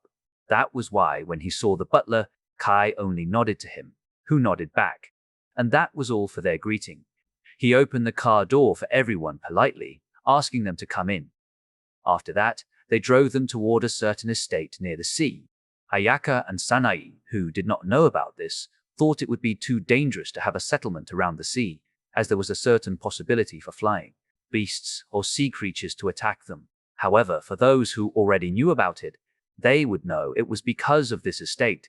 Graham family was known as the guardian deity of South Carolina. They indeed stemmed from Colorado. But after several generations of hard work, they were rewarded South Carolina for their effort. That was why the family usually stayed in this area while the current head took charge of their estate in the capital, since the US moved its capital to Colorado. After the incident, while wondering that, the car had stopped and the butler opened the door. They had arrived. When they came out, they saw an old man where Kai and the others immediately paid their respect.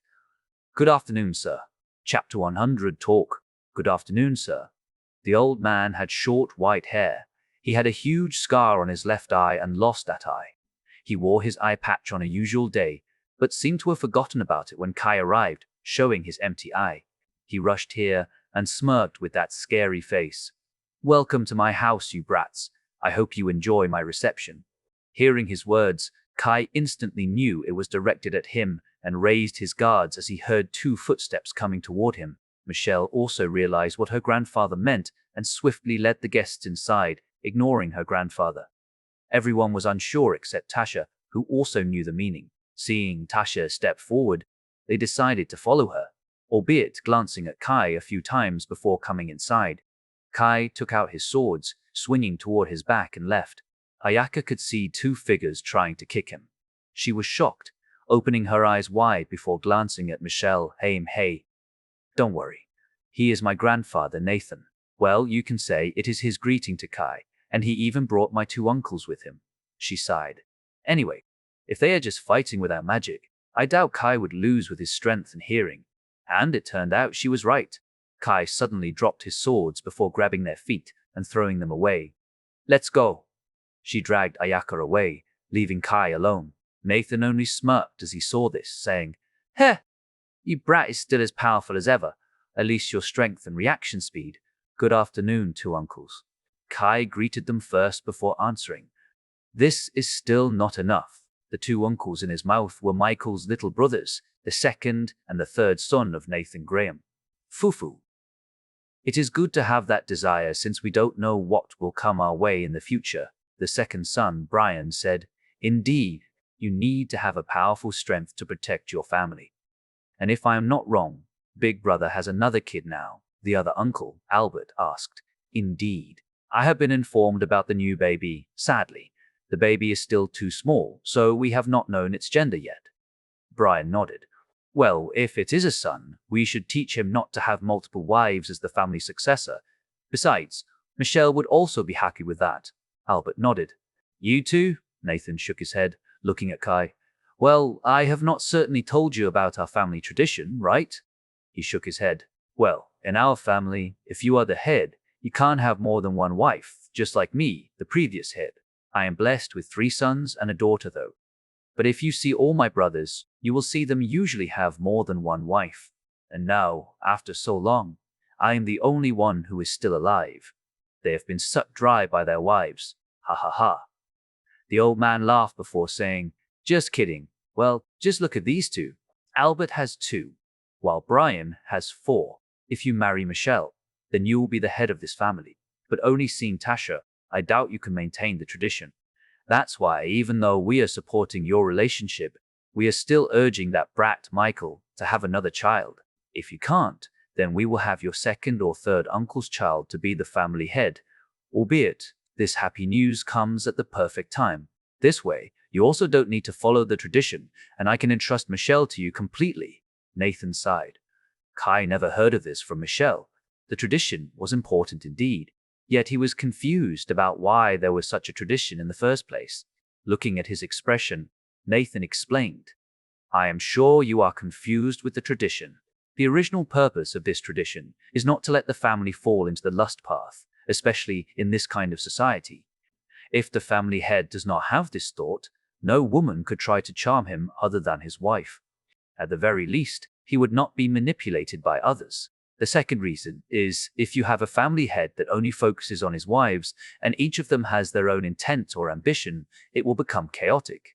The moment it crashes, it will be different if the one who has multiple wives is just a normal family member. No matter what they want to do, they would still need to bow down upon the big family. If they tried to usurp the head, they would need to follow the tradition since no one would support them. All in all, the rule is there to ensure the family won't be ruined. This is why it is very good news to hear that Brat finally got another kid. By the way, since family tradition does not bind you two anymore, I request a kid. As soon as possible, the old man said. Make it two. Brian nodded. Why are you asking a child like ordering food? Kai interjected. Michelle's and Kai's child call Big Brother's kid uncle with uncle. This is really hilarious. Albert blinked as he just thought it was a great idea. Well, if you don't want Michelle anymore, there are still Mia and Eva. Kai just could not believe these three. He was wondering how the conversation became like this. Shaking his head, he replied, No, no one can replace her. Hearing that, they just shrugged and smiled. The old man then walked toward him, patting his shoulder. Anyway, let's come in. Kai nodded, before feeling a sense of danger coming from above. He instinctively received it with his sword, bam. He was surprised by the weight of this attack as he took a glimpse of it. It turned out to be the old man's hand with his glove, trying to hit his head. The two uncles also moved according to this, attacking Kai's once again. If you don't want to change the window today, then stop. Kai made a green magic circle as he threatened them. Surprisingly, the threat worked as the two uncles stopped on their tracks. Brian said, Oh, come on. Why don't we continue a bit longer since I am a bit curious about the true power of a zodiac? Brother, you do know he has yet to accept that power. Albert glanced. I know still. It sucks because it's been a few years since the last time we met him in United Asia. Brian sighed. Indeed, talking about United Asia, to think there is such an incident in there. Yeah, even though they have been living together for a few hundred years in harmony, it is normal. Nathan broke his silence. There are many patriotic people in United Asia, EU base, or even in this place. The difference is their background and ambition. You can say this one has a good background, time, and enough ambition. Unlike their government, our government is focusing on magical beasts. This is to prevent any revolt or something like that and create a good government system. Of course, it can only be achieved with a powerful government. If our government is at the same level as them, our family might also try to take over the country, or at least the most ambitious person in our family, my grandfather. Hearing that, they quickly imagined one person, the conqueror of the East, Max Graham. He was known by his title because, in his time, he was able to conquer the entire eastern United States. Because of his achievement and the power he held at that time, a desire to control the entire base crept inside his heart. Unfortunately, though he might be someone who could lay waste magical beasts or the entire base, he would never be someone who was capable of raising and nurturing one. After many persuasion efforts, he finally let his desire go. He was awarded South Carolina and retired in exchange for his effort in conquering the eastern United States. I really love his tale. Brian closed his eyes, smiling.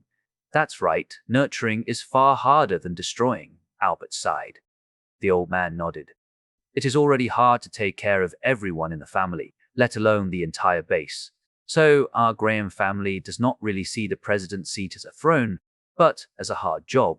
That's why we rather have enough power to protect our family from injustice, whether it is from the government or other families, than fighting them directly.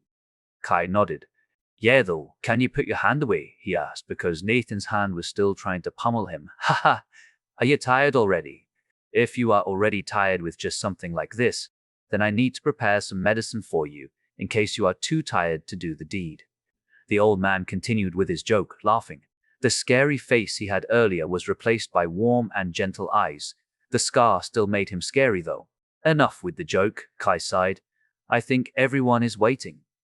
Fine, we will have another sparring later. Nathan rolled his eyes away. They then came, searching for the others who were waiting for them in the backyard for a long time. There were almost 100 people on there, making Kai realize how big this family was. After all, he was sure not everyone could attend the party. After getting released by Nathan, Kai made his way toward Michelle and the others and enjoyed the small party.